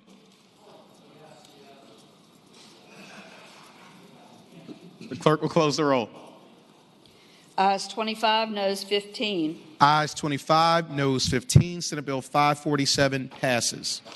Returning to page 9, Senate Bill 153, a bill relating to elections, form of ballot, order of independent candidates. The senator from Roanoke City, Senator Edwards. Mr. President, I'm tempted to say, having explained the bill previously, I moved that the bill pass. This is a bill that Senator has the floor. It is a simple bill. It has to do with the order in which independent candidates are placed on the ballot, the time and date in which they file first, and it explains all that in the bill. With that explanation, I move the bill pass. Thank the senator. For what purpose is the senator from Eastern Fairfax, Senator Surville, rise? Will the gentleman yield for a question? Will gentleman yield for a question? I will do my best. Yes, I'll be happy to yield. Senator will yield. Senator Surville has the floor. Thank you, Mr. President. I just was looking at this and realized that this rewrites two bills that I passed in 16 and 17, and I wasn't at the committee. If you could explain really quickly why you thought it was necessary to completely rewrite my bills. Senator Edwards has the floor. I love your bills, but would you like to have it passed by temporarily? Sure. Why don't we do that really quick? That'd be more efficient, I think. Sure. Senator Edwards, you make the motion. I move the bill be passed by temporarily. Without objection, Senate Bill 153 will be passed by temporarily. Senate Bill 187, a bill relating to zoning penalties. Senator from Arlington, Senator Favola. Thank you, Mr. President. I move that the bill pass, and speaking to the motion. The senator has the floor. Thank you, Mr. President. What this bill does is it will allow local governments, when there's a violation of a zoning ordinance, to apply a fee up to $2,000. Right now, the fee is capped at $1,000, and that simply is not enough of a disincentive. So this Loudoun County asked that this bill be put in, and the other section of the bill says that if the person who is responsible for the zoning violation does not act, then a fee would also be applied, again, up to $2,000. And I just want to note that some of these zoning violations could deal with public health, with safety, or welfare. So these are important matters, and I respectfully ask that the body pass the bill. Thank the senator. Do any other senators wish to be heard on Senate Bill 187? Mr. President. Senator from Rockingham, Senator Obenshain. I would ask if the gentlelady would yield for a question. Will Senator yield? I will. Yield. Senator has the floor. Mr. President, I would ask whether the bill is confined to simply raising the penalty for Loudoun, or whether this would apply to places like Bath County or Shenandoah County or Page County, where perhaps folks are just going to have a harder time being able to cough up $2,000 for a zoning violation. I would answer the gentleman by saying that this option would apply across the Commonwealth, but it is an option. You don't have to go up as high as the 2,000. So whatever seems to be appropriate for your area, the governing body would be able to determine the fee. It would not be less than $10. That's the... I thank the gentlelady. But no more than 2,000. Thank you, Senator. Thank you, Senator. Do any senators wish to be heard on Senate Bill 187? Seeing none, the question is, shall Senate Bill 187 pass? All those in favor of the motion will record their votes aye. Those opposed, no. Are the senators ready to vote? Have all the senators voted? Do any senators desire to change their vote? The clerk will close the roll. Ayes 22, noes 17. Ayes 22, no 17. Senate Bill 187 passes. Senate Bill 242, a bill relating to Park Authority liability immunity. The senator from Western Fairfax, Senator Marsden. Thank you, Mr. President. I move that the bill pass. And speaking to the motion. The senator has the floor. Thank you, Mr. President. This legislation grants park authorities the same protection from ordinary liability in civil actions that cities, counties, and towns currently have for their local parks. There have been 2 circuit court rulings in Virginia that support that park authorities already have these protections under 15.2/1809 of the Code of Virginia. The purpose of this legislation is to clarify that the state code so that it is consistent with case law, and I ask that the bill pass. Thank the senator. Do any other senators wish to be heard on Senate Bill 242? Seeing none, the question is, shall Senate Bill 242 pass? All those in favor of the motion will record their votes aye. Those opposed, no. Are the senators ready to vote? Have all the senators voted? Do any senators desire to change their vote? The clerk will close the roll. Ayes 25, noes 15. Ayes 25, noes 15. Senate Bill 242 passes. Senate Bill 247. Mr. President.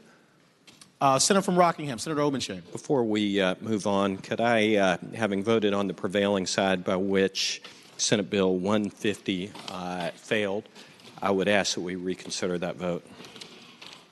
The question is, shall the vote by which Senate Bill 150 failed be reconsidered? All in favor of the motion will record their votes aye. Those opposed, no. Are the senators ready to vote? Have all the senators voted?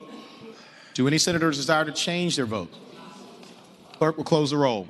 Ayes 40, noes 0. Ayes 40, no 0. The motion is agreed to. The senator from Rockingham, Senator Obenshain. Mr. President, it somewhat pains me to ask this, but I respectfully request that that bill go by for the day.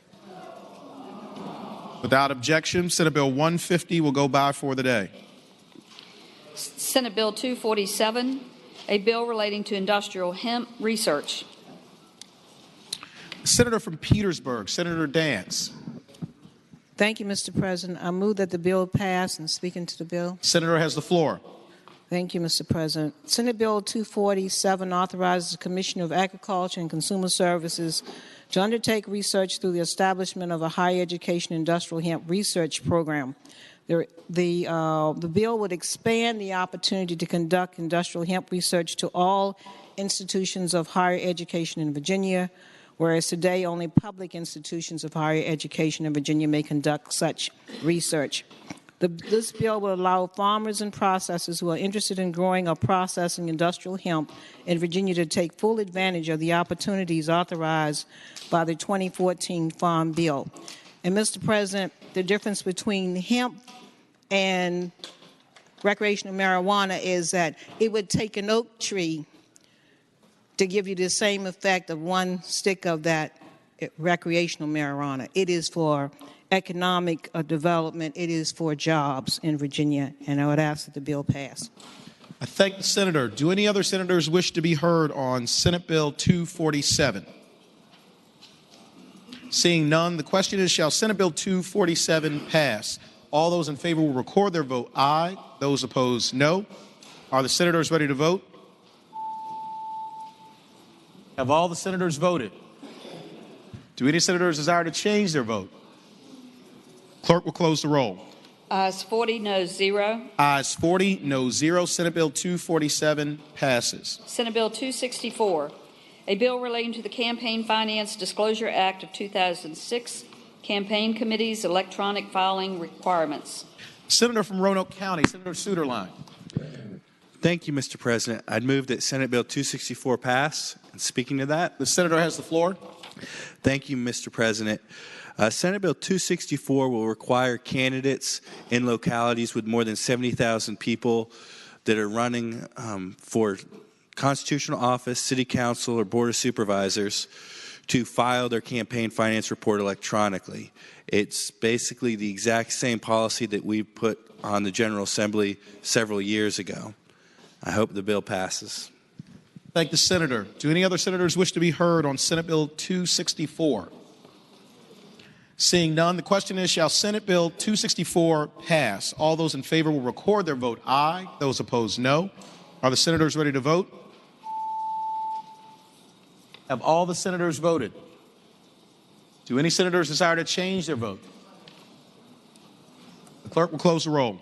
Ayes 34, noes 6. Ayes 34, noes 6. Senate Bill 264 passes. Senate Bill 174, a bill relating to the Beef Industry Council. The senator from Russell, Senator Chafin. Mr. President, Senate Bill 374 is supported by the Virginia beef and dairy industry and is supported by the Virginia Cattlemen's Association. That's the group that serves us those wonderful steak sandwiches here a little bit later during session. The bill allows for the cattle industry to create and promote a self-promotional assessment of $1 per head for every head of cattle that are sold through the market or otherwise. It's a voluntary program so that anybody that doesn't want to pay that dollar, they simply can opt out and have the money refunded to them. And finally, every dollar of the assessment will stay in Virginia to promote the Virginia cattle industry with products from really from farm to fork. So, I've got to tell you, sometimes the life of a cow is very mundane, okay? Standing out there in the field all day long, just grazing and grazing and grazing and walking around other cows that are grazing and grazing and grazing. So if you'll support this bill, it will be a very friendly and humane thing to do because it will make each cow feel, every bovine on my farm and other farms will feel special and distinct, okay? Because they will have a $1 assessment, special assessment in favor of marketing for them. And for that reason, I move that the bill pass, Mr. President. And I thank the senator. Do any other senators wish to be heard on Senate Bill 374? Seeing none, the question is, shall Senate Bill 374 pass? All those in favor will record their vote aye. Those opposed, no. Are the senators ready to vote? Have all the senators voted? Do any senators desire to change their vote? The clerk will close the roll. Ayes 37, noes 3. Ayes 37, noes 3. Senate Bill 374 passes. Senate Bill 379, a bill relating to Office of the General Registrar, open 5 days a week. Senator from Russell, Senator Chafin. Thank you, Mr. President. I move that the bill pass. Senator has the floor. This bill is mundane, okay? This is a mundane bill, and basically what it does is it puts language in the code that recognizes that we don't have part-time general registrars anymore. A couple of years ago, the budget took into account making all the registrars full-time in every county, every locality in Virginia, and so this simply recognizes that and changes that language. I hope the bill will pass, and I so move. Thank the senator. Do any other senators wish to be heard on Senate Bill 379? Seeing none, the question is, shall Senate Bill 379 pass? All those in favor of the motion will record their vote aye. Those opposed, no. Are the senators ready to vote? Have all the senators voted? Do any senators desire to change their vote? The clerk will close the roll. Ayes 35, noes 4. Ayes 35, noes 4. Senate Bill 379 passes. Senate Bill 454. Mr. President. Senator from Fauquier, Senator Vogel. Having voted on the prevailing side by which we just passed Senate Bill 379, I move that bill be reconsidered. Yeah, I thought you might want that. Thank the senator. The question is, shall the vote by which Senate Bill 379 was passed be reconsidered? All in favor of the motion will record their vote aye. Those opposed, no. Are the senators ready to vote? Have all the senators voted? Do any senators desire to change their vote? Clerk will close the roll. Ayes 40, noes 0. Ayes 40, noes 0. The motion is agreed to. The senator from Russell, Senator Chafin. Mr. President, I move passage of the bill. Having previously explained the bill, I hope that everyone will vote again and let me vote this time. Thank the senator. The question is, shall Senate Bill 379 pass? All those in favor of the motion will record their vote aye. Those opposed, no. Are the senators ready to vote?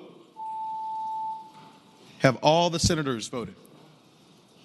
Do any senators desire to change their vote? The clerk will close the roll. Ayes 38, noes 2. Ayes 38, noes 2. Senate Bill 379 passes. Senate Bill 454, a bill relating to inoperable vehicles, James City County. The senator from Williamsburg, Senator Mason. Mr. President, I move Senate Bill 454 pass. And speaking to the motion, the senator has the floor. Thank you, Mr. President. Members of the Senate, there's a section in the code that to have an inoperable vehicle, you have to have an expired inspection sticker and an expired license plate. Years later, groups came, and now there are 20 localities that have requested that it be an or. You have an expired inspection sticker or license plate. James City County has a couple situations where they have cars that haven't been moved, that they just get the license plates renewed every year, and it could not be inspected. So they've simply asked for them to be included only. Now, I learned on committee we might have some members of the committee that have an inoperable vehicle problem. I would indicate to them that there's only one gentleman on this floor that it would be impacted because it is James City County only, and it is not I. Mr. President, I move Senate Bill 454 pass. I thank the senator. Do any other senators wish to be heard on Senate Bill 454? Mr. President. Senior Senator from Chesapeake, Senator Cosgrove. Just asking, but Mr. President, since this is specifically James City County, would this then be special legislation? Yes, this would require a 2/3 vote. 27 out of 40. Seeing no other debate, the question is, shall Senate Bill 454 pass? All those in favor of the motion will record their vote aye. Those opposed, no. Are the senators ready to vote? Have all the senators voted? Do any senators desire to change their vote? Clerk will close the roll. Ayes 34, noes 6. Ayes 34, noes 6. Senate Bill 454 passes. Senate Bill 523, a bill relating to voter identification and electronic poll books to contain photographs of voters. The senator from Rockingham, Senator Obenshain. Mr. President, I move that the bill pass. Mr. President, this is a familiar bill, I think, to members of the body. This simply requires the Department of Motor Vehicles port over the Department of Elections for use in electronic poll books, those photographs that are captured for purposes of our driver's license. Thank the senator. Do any other senators wish to be heard on Senate Bill 523? Seeing none, the question. Senator from Arlington, Senator Favola. For purpose do you rise? I rise to speak in opposition to the bill. Senator has the floor. Thank you. Mr. President, I guess my concern is, why are we taking this additional step of having the photographs shown in the poll books when I guess the logic that was first offered a while ago by the patron indicated that there was some confusion with the number of registered voters in a district versus the population. I just want to point out that the Weldon Cooper Center at UVA has stated that they haven't found any such discrepancy. So I'm wondering what problem are we trying to solve here, and perhaps the patron could better explain the reason behind his bill, if he would yield to that question. Will the senator yield to the question? Mr. President, I would gladly yield, and my apologies for short-arming the explanation. In this instance, this is a bill that's been around for a couple of years. It doesn't have anything to do with the Weldon Cooper Center study. That was a different bill on a different day in a different week. And what this bill does is I carried the much-beloved and well-functioning voter ID bill and constitutionally sanctioned voter identification bill, unlike Texas or other states. Ours works. It works pretty well and has been deemed to be constitutional. However, I'm cognizant of concerns that have been expressed. Senator from Roanoke City has oft expressed the concern that while he's out jogging in the morning, he often does not carry his wallet with him. And he may choose on Election Day to drop by the polling place and cast a vote, and objects to the voter identification requirement that might require the poll officials to turn him away because he's got his jogging attire on and doesn't have his wallet with him. And what this would do is, I hope it will work really well, and that it may even lead us to eliminating the voter identification requirement that I'd carried a few years ago in acknowledgement of many of the concerns that have been expressed. I think that by porting over these photographs into the electronic poll books, it achieves much the same purpose of deterring those who would attempt to commit voter fraud. And I have often told the example, given the example, and I forget the name of the senator, but there was actually a member of the Senate who back in the early 1980s was caught going to a polling place and attempting to cast a vote for a neighbor who was out of town and was prosecuted for that. It happens. And what this does is everybody who goes to the poll knows that there would be a photograph, or may very well be a photograph there. If you don't have a driver's license or an identification that would be ported over from the Department of Elections, it wouldn't keep you from voting. But if I'm trying to illegally vote on behalf of that neighbor, how am I to know whether that neighbor has a photograph or not? I think it would be a powerful deterrent and a powerful alternative. And what I would point out is that this bill is a bill that is very narrow in scope. It's basically see if this is going to work. It's not going to allow any election official to actually turn anybody away right now at all. It is simply porting those IDs over and is simply an additional deterrent to casting votes illegally. If those who argue fervently that there is no such thing as voter fraud or right, is no big deal. No big deal at all. And I, frankly, don't believe that voter fraud is something that's rampant, but I can tell you that there are a lot of people who do. And what this bill is, and the voter ID was intended to address, is confidence in the integrity of our system of elections. And our system works only as long as voters have confidence in the integrity of the system. And if people believe that there is voter fraud or an opportunity for fraud, it undermines that confidence. And this is something to give people that enhanced level of confidence. So with that, Mr. President, I would suggest that is the more full explanation that I attempted to spare the members of the body, and I would renew my request that the bill pass. Thank the senator. For what purpose is the senator from Hampton, Senator Locke? Mr. President, I thank the senator. Thank you.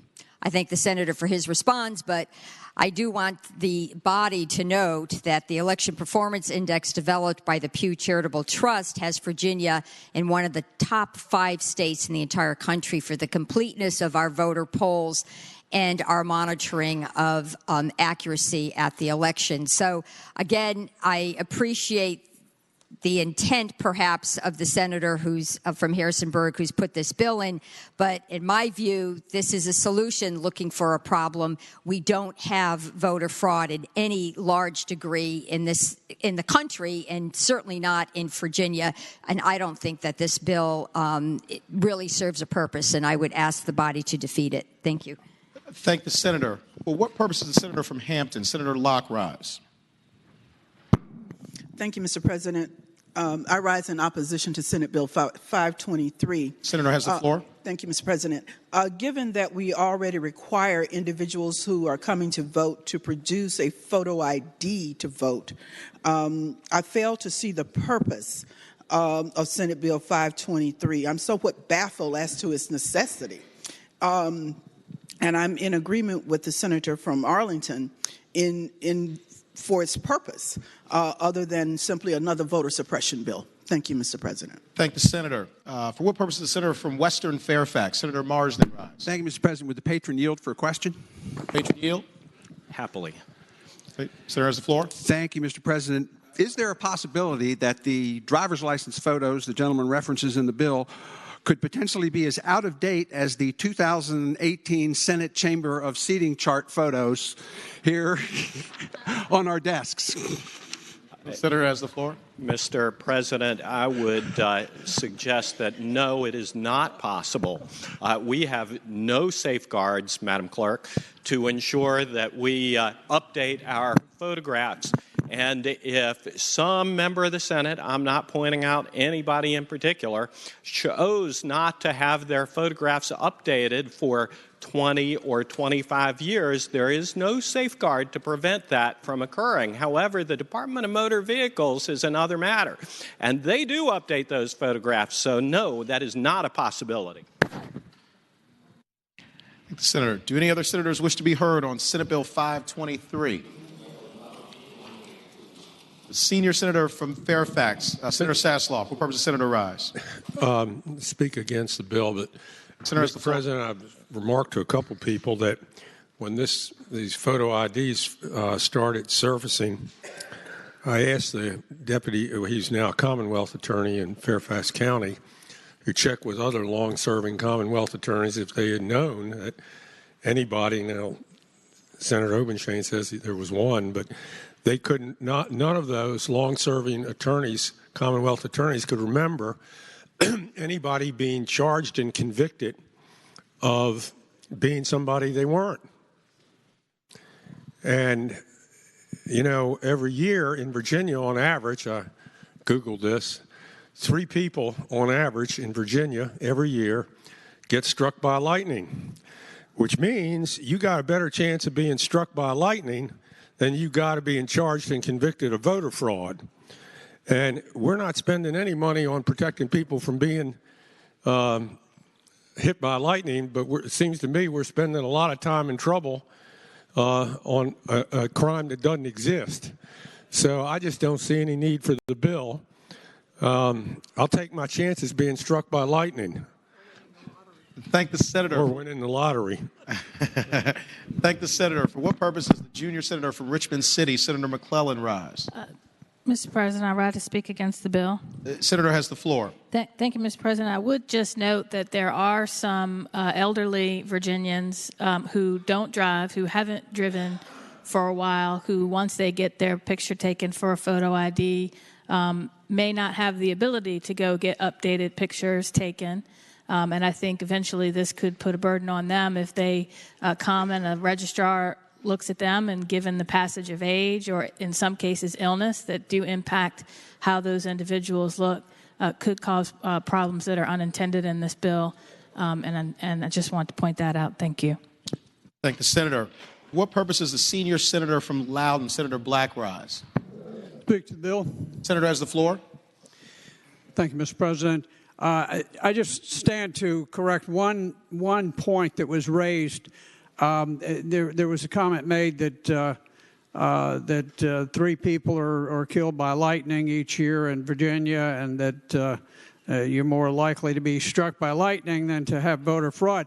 And I would just remind folks of testimony by then Senator Tom Garrett who was an assistant Commonwealth's attorney, who testified that who spoke on the floor and said that he had successfully prosecuted 6 individuals in his area and that he could have done more, but you just simply don't have the time. I think it is a problem, and I think anything that we can do to strengthen the integrity of the system is a good thing. So I urge you to vote for the bill. Thank the senator. Do any other senators wish to be heard on Senate Bill 523? Seeing none, the question is, shall Senate Bill 523 pass? All those in favor of the motion will record their vote aye. Those opposed, no. Are the senators ready to vote? Have all the senators voted? Do any senators desire to change their vote? The clerk will close the roll.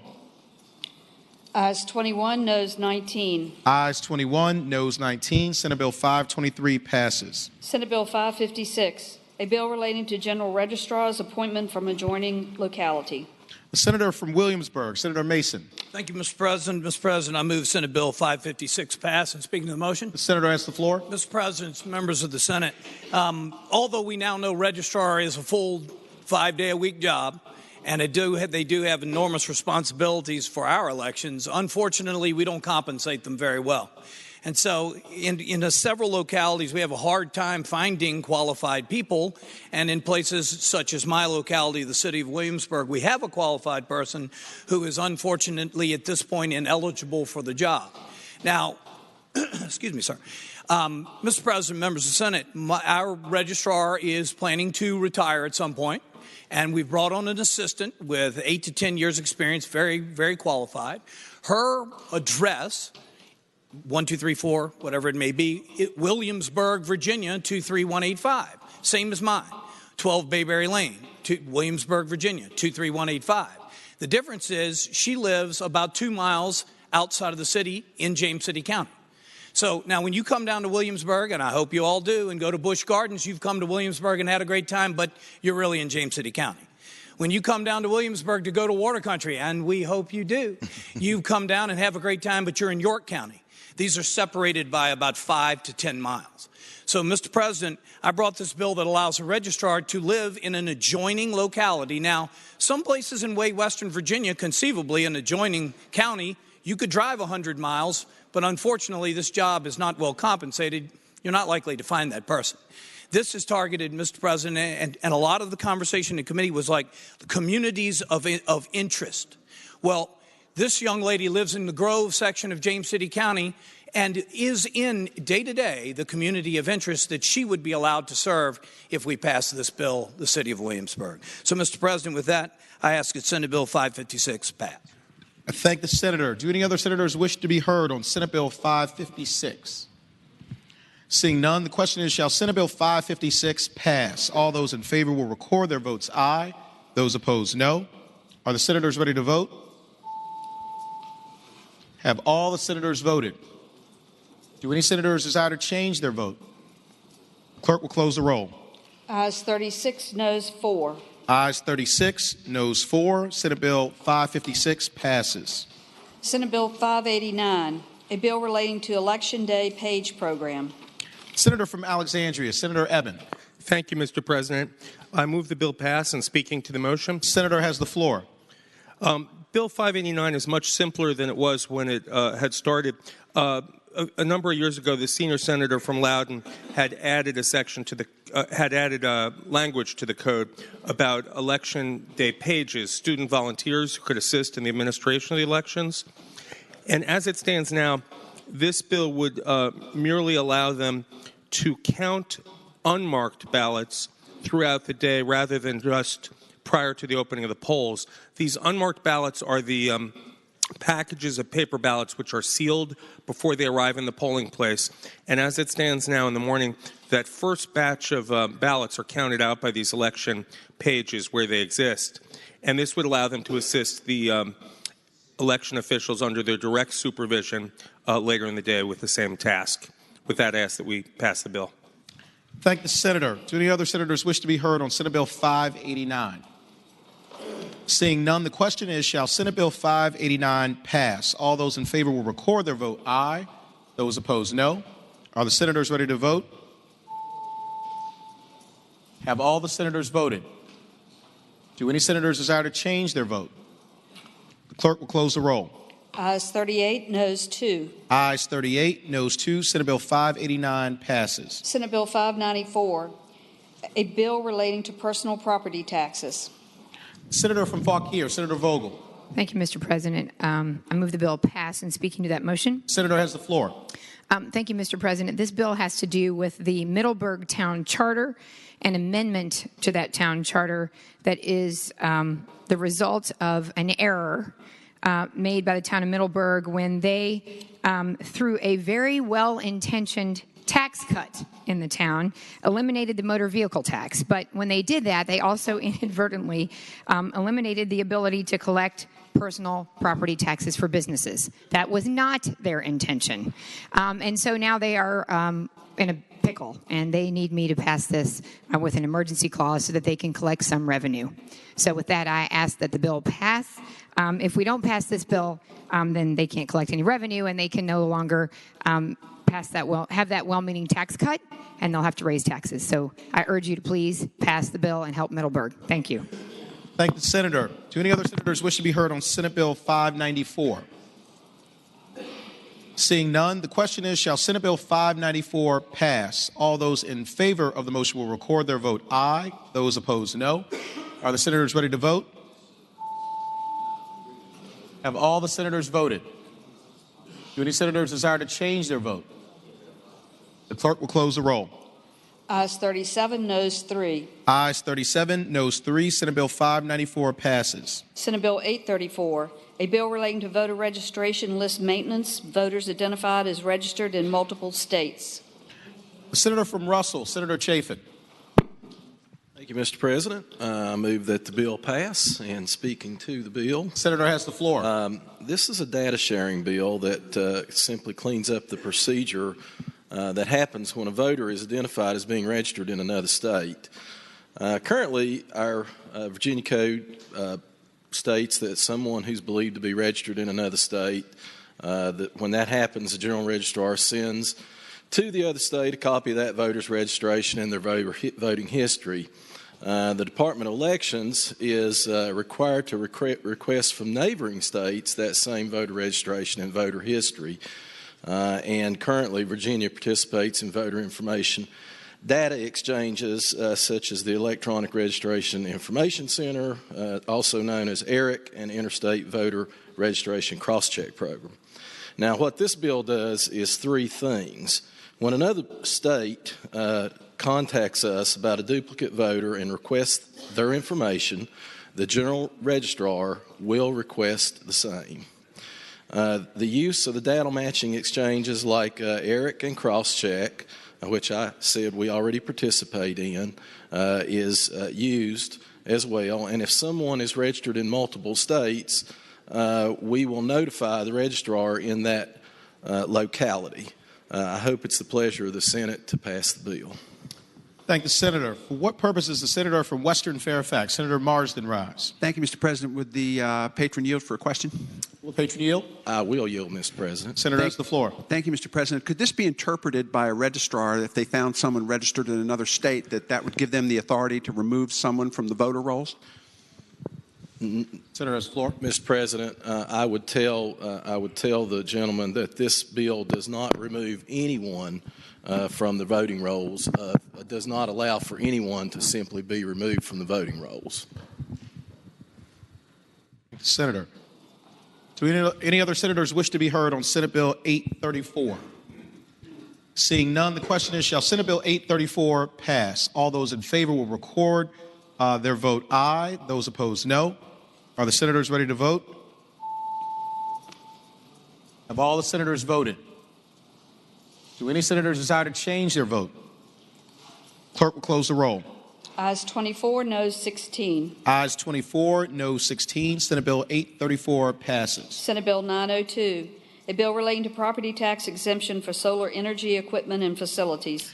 Senator from Portsmouth, Senator Lucas. Yes, sir. Thank you, Mr. President. I move that the bill pass. And speaking to the bill, Senator has the floor. Mr. President, Senate Bill 902 amends the property tax exemption for solar equipment and facilities owned and operated by businesses to apply to certain projects at public-private colleges, certain projects equaling 5 megawatts or less, and 80% of the value of the other projects equaling 100 megawatts or less.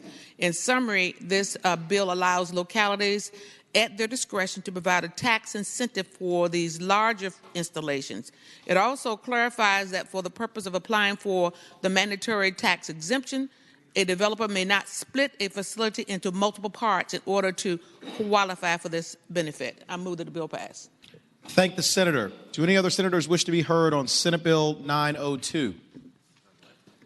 Seeing none, the question is, shall Senate Bill 902 pass? All those in favor of the motion will record their vote aye. Those opposed, no. Are the senators ready to vote? Have all the senators voted? Do any senators desire to change their vote? The clerk will close the roll. Ayes 33, noes 6, Rule 36-1. Ayes 33, noes 6, Rule 36-1. Senate Bill 902 passes. Returning to page 9. Mr. President, I ask that Senate Bill. Senator from Roanoke City. Yeah, I ask that Senate Bill 153 go by for the day. Without objection, Senate Bill 153 will go by for the day. Uncontested calendar, Senate bills on second reading. Senator from James City County, Senator Norman. Mr. President, mercifully, I move that all the Senate bills on the second reading on the uncontested calendar, including all Senate bills on pages 15 through 30, including Senate Bill 256 through Senate Bill 959, be engrossed in advance to the third reading in the block after the adoption of any amendments.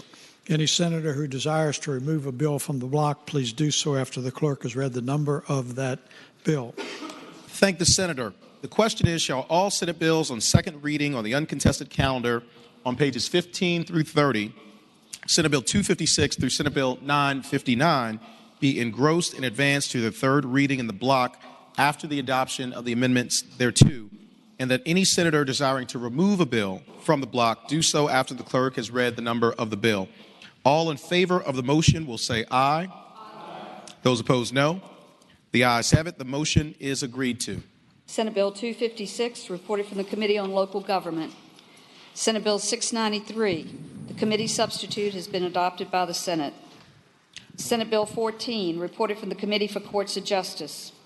Senate Bill 35, reported from the Committee for Courts of Justice with amendments. Senator from Franklin, Senator Stanley. Thank you, Mr. President. I now move the committee amendments on Senate Bill 35. The question is, shall the committee amendments be agreed to? All in favor will say aye. Those opposed, no. The ayes have it. The committee amendments are agreed to. Senate Bill 71, reported from the Committee for Courts of Justice with a substitute. Mr. President. Senior Senator from Loudoun, Senator Black. Mr. President, I move the committee substitute to Senate Bill 71. Question is, shall the committee substitute be agreed to? All those in favor will say aye. Those opposed, no. The ayes have it. The committee substitute is agreed to. Senate Bill 78, reported from the Committee for Courts of Justice. Senate Bill 84, reported from the Committee on Transportation with amendment. The senior senator from Loudoun County, Senator Black. Mr. President, I move the committee amendments to Senate Bill 84. The question is, shall the committee amendments be agreed to? All in favor will say aye. All opposed, no. The ayes have it. The committee amendments are agreed to. Senate Bill 125, reported from the Committee on Transportation with a substitute. Senior senator from Loudoun, Senator Black. Mr. President, I move the committee substitute to Senate Bill 125. Question is, shall the committee substitute be agreed to? All those in favor will say aye. Those opposed, no. The ayes have it. The committee substitute is agreed to. Senate Bill 126, reported from the Committee on Education and Health with a substitute. The senior senator from Chesapeake, Senator Cosgrove. Thank you, Mr. President. I move the committee substitute on this great bill. The question is, shall the committee substitute be agreed to? All in favor will say aye. Aye. Those opposed, no. The ayes have it. The committee substitute is agreed to. Senate Bill 129, reported from the Committee on Transportation. Senate Bill 143, reported from the Committee on Education and Health with amendment. The senator from Northern Chesapeake, Senator Spruill. Thank you, Mr. President. Mr. President, I move that the amendments be approved to Senate Bill 143. Question is, shall the committee amendment be agreed to? All in favor of the motion will say aye. Those opposed, no. The ayes have it. The committee amendment is agreed to. Senate Bill 210, reported from the Committee for Courts of Justice. Senate Bill 226, reported from the Committee on Education and Health with a substitute. Senator from Franklin, Senator Stanley. Thank you, Mr. President. I now move that the committee substitute be agreed to.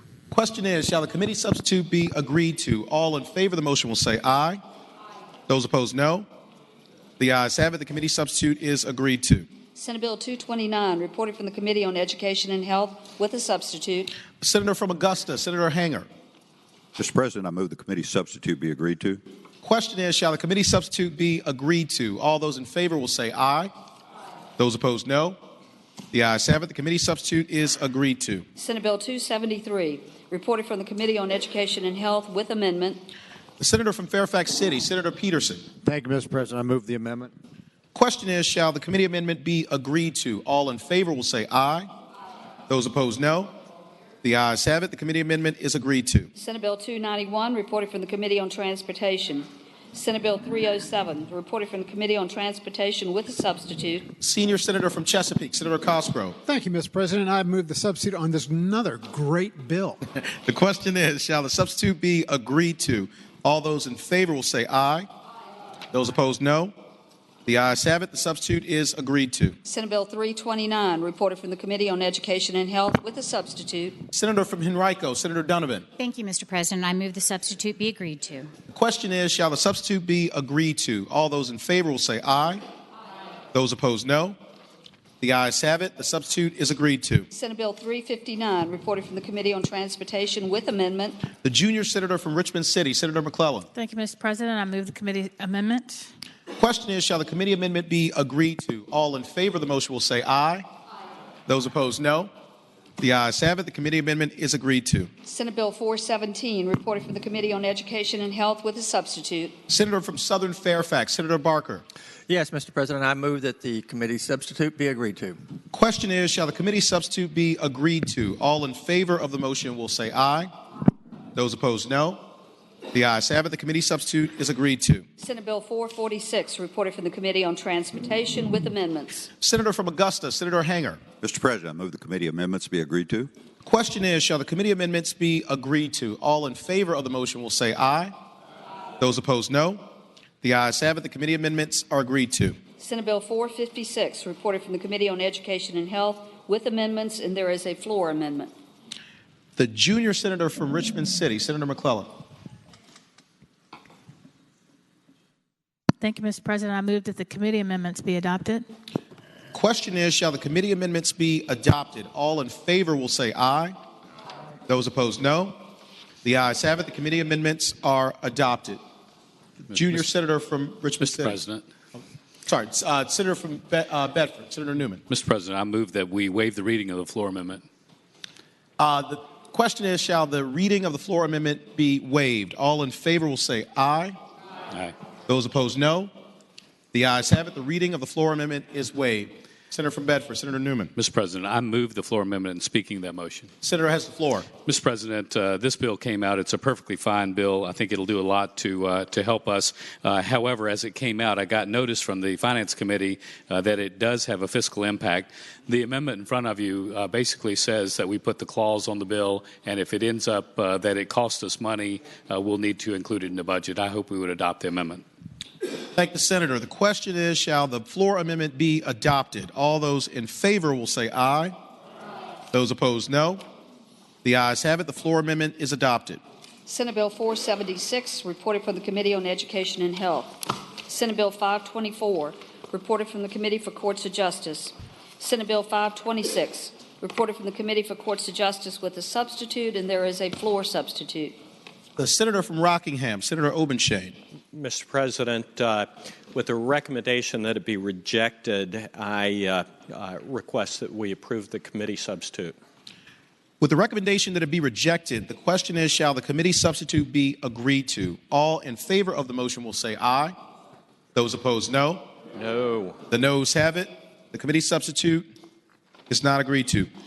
Mr. President, Senator from Rockingham. move to waive the reading of the floor substitute. Question is, shall the reading of the floor substitute be waived? All in favor will say aye. Aye. Opposed, no. The ayes have it. The reading of the substitute is waived. Senator from Rockingham. Mr. President, I move that we agree to the floor substitute, and I would say that this floor substitute is largely technical. It changes the essentially lines 11 through 13, simply the language at the opening of the bill. And on lines 20 and 23, it simplifies language. This deals with unmanned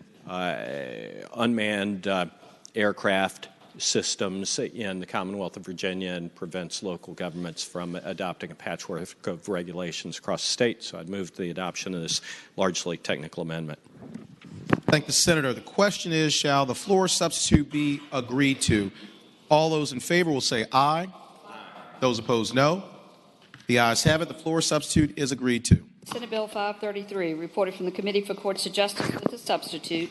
Senator from Williamsburg, Senator Mason. Thank you, Mr. President. I move we adopt the committee substitute. Question is, shall the substitute be adopted? All those in favor will say aye. Those opposed, no. The ayes have it. The committee substitute is adopted. Senate Bill 536, reported from the Committee for Courts of Justice with a substitute. The Senator from Rockingham, Senator Obenshain. Mr. President, I move the substitute be agreed to. Question is, shall the substitute be agreed to? All those in favor will say aye. Aye. Those opposed, no. The ayes have it. The substitute is agreed to. Senate Bill 544, reported from the Committee on Education and Health. Senate Bill 557, reported from the Committee on Education and Health with a substitute. Senator from Augusta, Senator Hanger. Mr. President, I move the committee substitute be agreed to. Question is, shall the committee substitute be agreed to? All those in favor will say aye. Those opposed, no. The ayes have it. The committee substitute is agreed to. Senate Bill 632, reported from the Committee on Education and Health. Senate Bill 658, reported from the Committee on Education and Health. Senate Bill 701, reported from the Committee on Transportation. Senate Bill 703, reported from the Committee on Education and Health with amendment. Senator from Mecklenburg, Senator Ruff. Thank you, Mr. President. I move the committee amendment. Question is, shall the committee amendment be agreed to? All those in favor will say aye. Those opposed, no.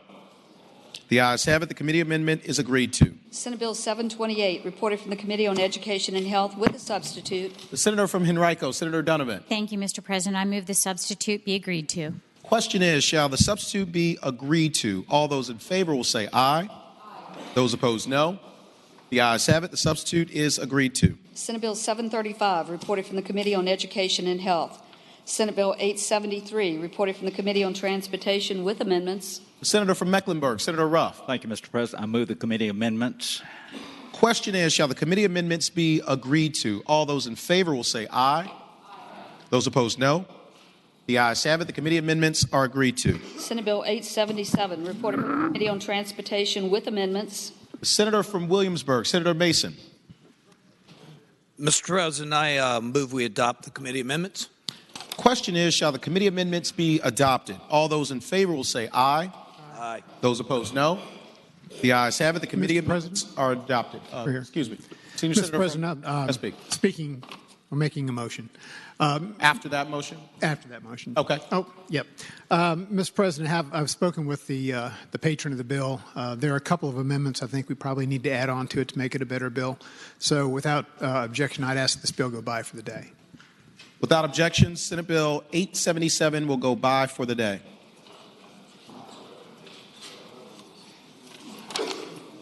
Senate Bill 943, reported from the Committee on Education and Health. Senate Bill 959, reported from the Committee on Education and Health. The question is, shall the Senate bills be engrossed in advance to their third reading? That is all bills except for Senate Bill 877. All in favor of the motion will say aye. Those opposed, no. The ayes have it. The bills are engrossed in advance to their third reading. Regular calendar. Mr. President.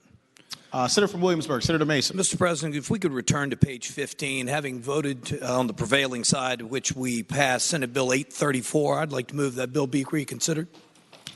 The question is, shall the vote by which Senate Bill 834 was passed be reconsidered? All in favor of the motion will record their votes aye. Those opposed, no. Are the senators ready to vote? Have all the senators voted? Do any senators desire to change their vote? Clerk will close the roll. Ayes 40, noes 0. Ayes 40, no 0. The motion is agreed to. Senator from Russell, Senator Chapin. Mr. President, having previously explained the bill, I move the bill pass. Question is, shall Senate Bill 834 pass? All those in favor of the motion will record their vote aye. Those opposed, no. Are the senators ready to vote? Have all the senators voted? Do any senators desire to change their vote? Clerk will close the roll. Ayes 24, noes 16. Ayes 24, no 16. Senate Bill 834 passes. Regular calendar, Senate bills on second reading. Senate Bill 555, a bill relating to barrier crimes, adult substance abuse, and mental health treatment providers. The committee substitute has been adopted by the Senate. The Senator from Williamsburg, Senator Mason. So, Mr. President, thank you, Mr. President. I move that we engross the bill and advance it to its third reading. Question is, shall the bill be engrossed and advanced to its third reading? All in favor will say aye. Those opposed, no. The ayes have it. Bill is engrossed and advanced to its third reading. Senate Bill 445, a bill relating to the Advisory Board on Philanthropy and Social Innovation. Reported for the Committee on Finance with a substitute, and there is a floor amendment. The junior senator from Loudoun County, Senator Wexton. Thank you, Mr. President. I move the Finance Committee substitute. The question is, shall the Finance Committee substitute be agreed to? All those in favor will say aye. Those opposed, no. The ayes have it. The substitute is agreed to. The junior senator from Loudoun, Senator Wexton. Thank you, Mr. President. I move to waive the reading of the floor amendments. Question is, shall the floor amendment reading be waived? All in favor will say aye. Those opposed, no. The ayes have it. The reading of the floor amendment is waived. Junior senator from Loudoun, Senator Wexton. Mr. President, I move that the amendments be agreed to, and speaking to that motion. Senator has the floor. Thank you, Mr. President. In the Finance Committee, it was noted that this bill, which would create an advisory board on philanthropy in the Commonwealth, that it had a small fiscal impact, and that perhaps it was appropriate that the philanthropy begin with those folks who would be serving on this board to do so without compensation or reimbursement for expenses. So that is indeed what these amendments do, and I ask that they be agreed to. Thank the senator. The question is, shall the amendments be agreed to? Shall the floor amendment be agreed to? All those in favor will say aye. Those opposed, no. The ayes have it. The floor amendment is agreed to. The junior senator from Loudoun, Senator Wexton. Mr. President, I move that the bill be engrossed and advanced to its third constitutional reading. Question is, shall the bill be engrossed and advanced to its third constitutional reading? All those in favor will say aye. Those opposed, no. The ayes have it. The bill is engrossed and advanced to its third constitutional reading. Senate Bill 108, a bill relating to orders of publication to enforce tax lien limited value property. Reported from the Committee for Courts of Justice with amendment. Senator from Portsmouth, Senator Lucas. Thank you, Mr. President. I move that the committee amendments be agreed to. Question is, shall the committee amendment be agreed to? All those in favor will say aye. Aye. Those opposed, no. The ayes have it. The committee amendment is agreed to. The senator from Portsmouth, Senator Thank you, Lucas. Mr. President. I move that the bill be engrossed and advanced to its third reading. Question is, shall the bill be engrossed and advanced to its third reading? All those in favor will say aye. Those opposed, no. The ayes have it. The bill is engrossed and advanced to its third reading. Senate Bill 238, a bill relating to collection of student demographic data prohibition. Reported from the Committee on Education and Health with a substitute. The junior senator from Virginia Beach, Senator D-Staff. Mr. President, I move the committee substitute.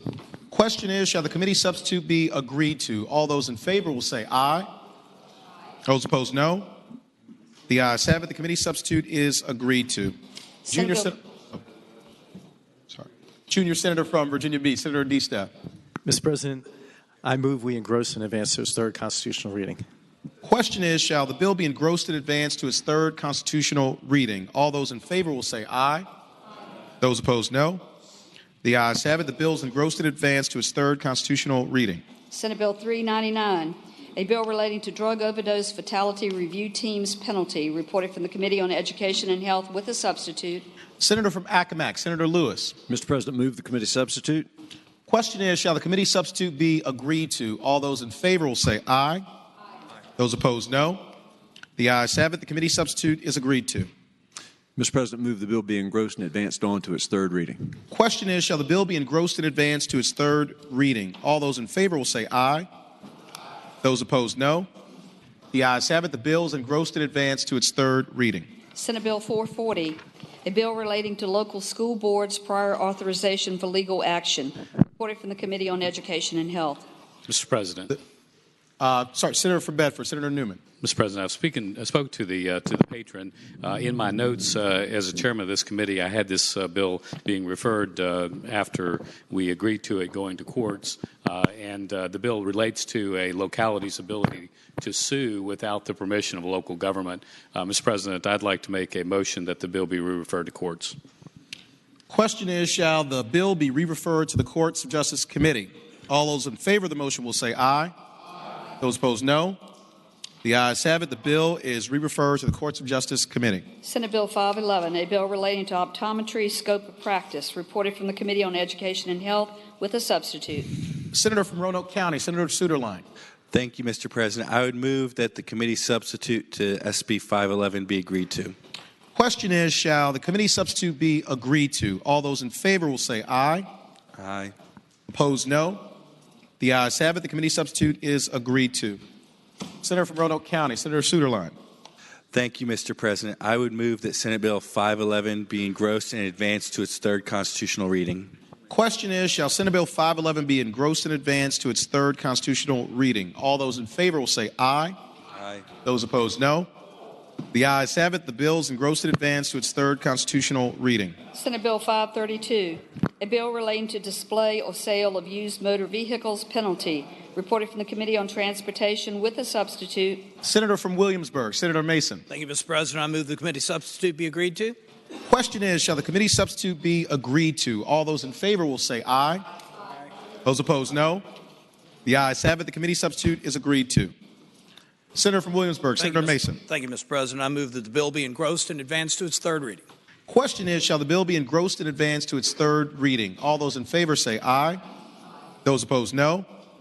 The ayes have it. The bill is engrossed and advanced to its third reading. Senate Bill 535, a bill relating to personal injury claim disclosure of insurance policy limits, reported from the Committee for Courts of Justice with amendment. Senator from Rockingham, Senator Obenshain. Mr. President, with the recommendation that it be rejected, I move that the committee amendment be agreed to. With the recommendation that it be rejected, the question is, shall the committee amendment be agreed to? All in favor of the motion will say aye. Those opposed, no. The noes have it. The amendment is rejected. Mr. President, Senator from Rockingham. Mr. President, I move the bill be engrossed and advanced to its third reading. Question is, shall the bill be engrossed and advanced to its third reading? All those in favor will say aye. Aye. Those opposed, no. The ayes have it. The bill is engrossed and advanced to its third reading. Senate Bill 670, a bill relating to mental health awareness training firefighters and emergency medical services personnel, reported from the Committee on Education and Health. Senator from Bath, Senator Deeds. Mr. President, I move that the bill be engrossed and passed to its third reading. Question is, shall the bill be engrossed and advanced to its third reading? All those in favor will say aye. Aye. Those opposed, no. The ayes have it. The bill is engrossed and advanced to its third reading. Senate Bill 895, a bill relating to punitive damages cap, reported from the Committee for Courts of Justice with amendment. Senator from Fairfax City, Senator Peterson. Thank you, Mr. President. I move the committee amendment. Question is, shall the committee amendment be agreed to? All those in favor will say aye. Aye. Those opposed, no. The ayes have it. The committee amendment is agreed to. Senator from Fairfax City, Senator Peterson. Thank you, Mr. President. I move that the bill be engrossed and passed on to third reading. Question is, shall the bill be engrossed and advanced to its third reading? All those in favor will say aye. Aye. Those opposed, no. The ayes have it. The bill is engrossed and advanced to its third reading. Uncontested calendar, Senate bills on first reading. Senator from James City County, Senator Norman. Thank you, Mr. President. I respectfully move that all the Senate bills on the first reading on both the uncontested and regular calendar, which would include all Senate bills on 35 through 38, including Senate Bill 506 through Senate Bill 854, that the rules of the Senate be suspended and that the first constitutional reading of the titles be dispensed with. Thank the senator. The question is, shall the rules be suspended in the first reading of the titles of Senate bills on the uncontested and regular calendars, pages 35 through 38, Senate Bill 506 through Senate Bill 854, be dispensed with? All in favor of the motion will record their votes aye. Those opposed, no. Are the senators ready to vote? Have all the senators voted? Do any senators desire to change their votes? The clerk will close the roll. Ayes 40, no 0. Ayes 40, no 0. The reading of the titles is dispensed with. Senator from James City County, Senator Norman. Mr. President, I now move that all the bills be passed by for the day, please, sir. Thank you, Senator. The question is, shall the Senate bills on the uncontested and regular calendars now on second reading be passed by for the day? All in favor of the motion will say aye. Those opposed, no. The ayes have it. The bills will go by for the day. Uncontested calendar, Senate joint resolutions on third reading. Senator from James City County, Senator Norman.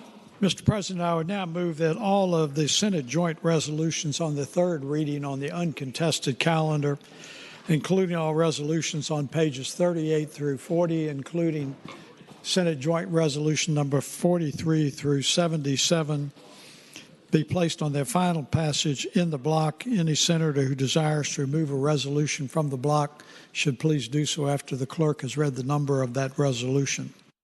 Thank the senator. The question is, shall the Senate joint resolutions on the uncontested calendar, third reading, pages 38 through 40, Senate Joint Resolution 43 through Senate Joint Resolution 77, be placed upon their final passage in the block, with the understanding that any senator desiring a resolution be removed from the block will do so after the clerk has read the number of the resolution. All in favor of the motion will say aye. Those opposed, no. The ayes have it. The motion is agreed to. The resolutions are before us in the block. The clerk will read the number of the resolutions. Senate Joint Resolution 43, Senate Joint Resolution 44. Mr. President, could Senate Joint Resolution 44 please come out of the block? Without objection, Senate Joint Resolution 44 is taken out of the block. Senate Joint Resolution 45. Mr. President. Senator for Western Fairfax, Senator Marsden. Thank you, Mr. President. Could Senate Joint Resolution 45 come out of the block? Without objection, Senate Joint Resolution 45 is taken out of the block. Senate Joint Resolution 46. Mr. President. Senator from Rockingham, Senator Obenshain. Senate Joint Resolution 46 come out of the block. Without objection, Senate Joint Resolution 46 will come out of the block. Senate Joint Resolution 71. Senate Joint Resolution 77. Question is, shall the resolutions be agreed to in block? That is all resolutions except for Senate Joint Resolutions 44, 45, and 46. All in favor of the motion will record their votes aye. Those opposed, no. Are the senators ready to vote? Have all the senators voted? Do any senators desire to change their vote? The clerk will close the roll. Ayes 40, no 0. Ayes 40, no 0. The ayes have it. The resolutions in the block are agreed to. Returning to page 39, Senate Joint Resolution 44. The senator from Fauquier, Senator Vogel. Mr. President, I move that Senate Joint Resolution 44 be passed. This is a resolution with the appointments of Governor McAuliffe. With that, I move they pass. Thank the senator. The question is... Mr. President. Oh, sorry. Senator from Hanover, Senator McDougal. Mr. President, I'm abstaining from a stellar appointment pursuant to Rule 36 on line 646, 647, and 648, but voting on SJR as a whole. The Journal will so note. Thank the senator. The question is, shall Senate Joint Resolution 44 be agreed to? All those in favor will record their votes aye. Those opposed, no. Are the senators ready to vote? Have all the senators voted? Do any senators desire to change their vote? Clerk will close the roll. Ayes 40, no 0. Ayes 40, no 0. The Senate Joint Resolution 44 is agreed to. Senate Joint Resolution 45. Senator from Fauquier, Senator Vogel. Thank you, Mr. President. With the understanding that there are members of the body who also may need to abstain on these stellar appointments that the previous governor made, I also move that Senate Joint Resolution 45 pass. Thank you, Senator. Senator from Western Fairfax, Senator Marsden. Thank you, Mr. President. I am abstaining pursuant to Rule 36 on lines 355 and 356, but voting on SJR 45 as a whole. The Journal will so note. Thank the Senator. The question is, shall Senate Joint Resolution 45 be agreed to? All those in favor will record their vote aye. Those opposed, no. Are the senators ready to vote? Have all the senators voted? Do any senators desire to change their vote? The clerk will close the roll. Ayes 40, no 0. Ayes 40, no 0. Senate Joint Resolution 45 is agreed to. Senate Joint Resolution 46. Senator from Fauquier, Senator Vogel. Thank you, Mr. President. I move that Senate Joint Resolution 46, containing the governor's appointments, be passed by the body. Thank the Senator. The Senator from Rockingham, Senator Obenshain. Mr. President, pursuant to Rule 36, I'm abstaining to lines 373 through 375, but voting on Senate Joint Resolution 46 as a whole. Thank the Senator. The Journal will so note. All those in favor of agreeing to Senate Joint Resolution 46 will record their votes aye. Those opposed, no. Are the senators ready to vote? Have all the senators voted? Do any senators desire to change their vote? The clerk will close the roll. Ayes 40, no 0. Ayes 40, no 0. Senate Joint Resolution 46 is agreed to.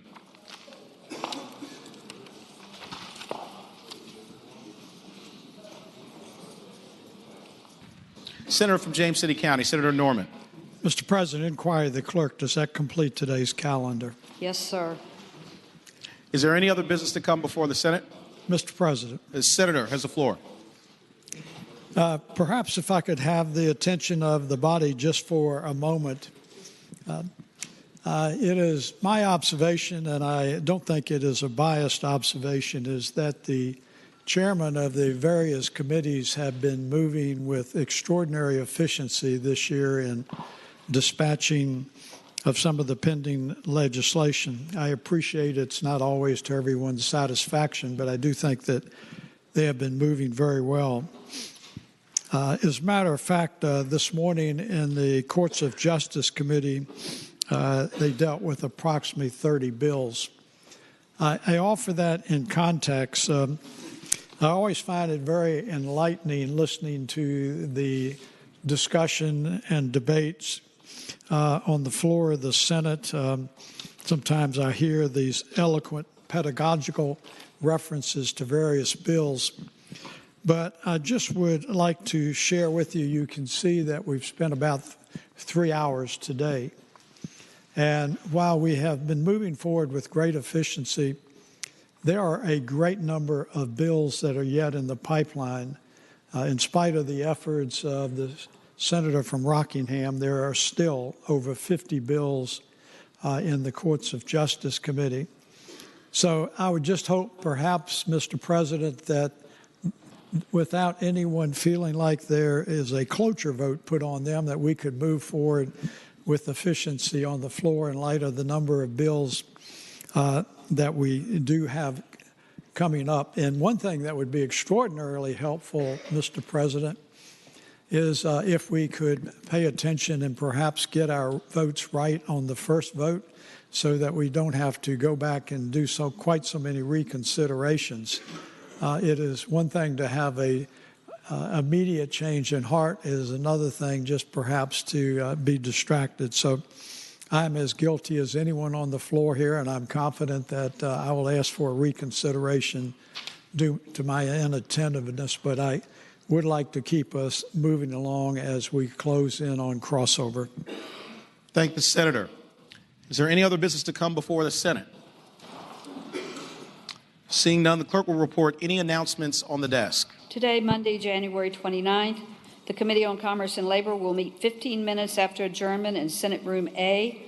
The Committee on General Laws and Technology will meet at 3:20 in Senate Room 3 in the Capitol. The Finance Subcommittee on Health and Human Resources will meet at 4 p.m., 5th floor, Subcommittee Room number 1. Senators Hanger, Howell, Norman, Newman, Barker, Donovan, Stewart, and Dance. The Northern Virginia delegation will meet at 5 p.m. in the 6th floor Speakers Conference Room. Tomorrow, Tuesday, January 30th, the Finance Subcommittee on Economic Development and Natural Resources will meet at 7:30 a.m. in the 5th floor Subcommittee Room number 1. Senators Ruff, Saslaw, Hanger, Wagner, Obenshain, Stewart, and Dance. The Education and Health Subcommittee on Health Professions will meet at 8:30 a.m. 5th floor Subcommittee Room 2. Senators Donovan, Suderline, Carrico, Barker, Lucas, and Peake. The Committee on Finance will meet at 9 a.m. Committee Room B. The Republican Caucus will meet at 11:30 a.m. Senate Room 2. The Democratic Caucus will meet at 11:30 a.m. in Senate Room 1. Thank you, Madam Clerk. For what purpose does the senator from Chesterfield, Senator Chase, rise? Thank you, Mr. President. I rise for the purposes of an announcement. Senator has the floor. In exactly 1 minute, the Transparency Caucus will be meeting in House Subroom 300B in the Pocahontas Building. We invite you to come. Thanks. Thank the senator. Do any other senators wish to be recognized? Seeing none, Senator from Bedford, Senator Newman. Mr. President, I move that the Senate do now adjourn until 12 noon tomorrow. Question is, shall the Senate adjourn until 12 noon tomorrow? All those in favor will say aye. Those opposed, no. The ayes have it. The Senate stands adjourned until 12 noon tomorrow.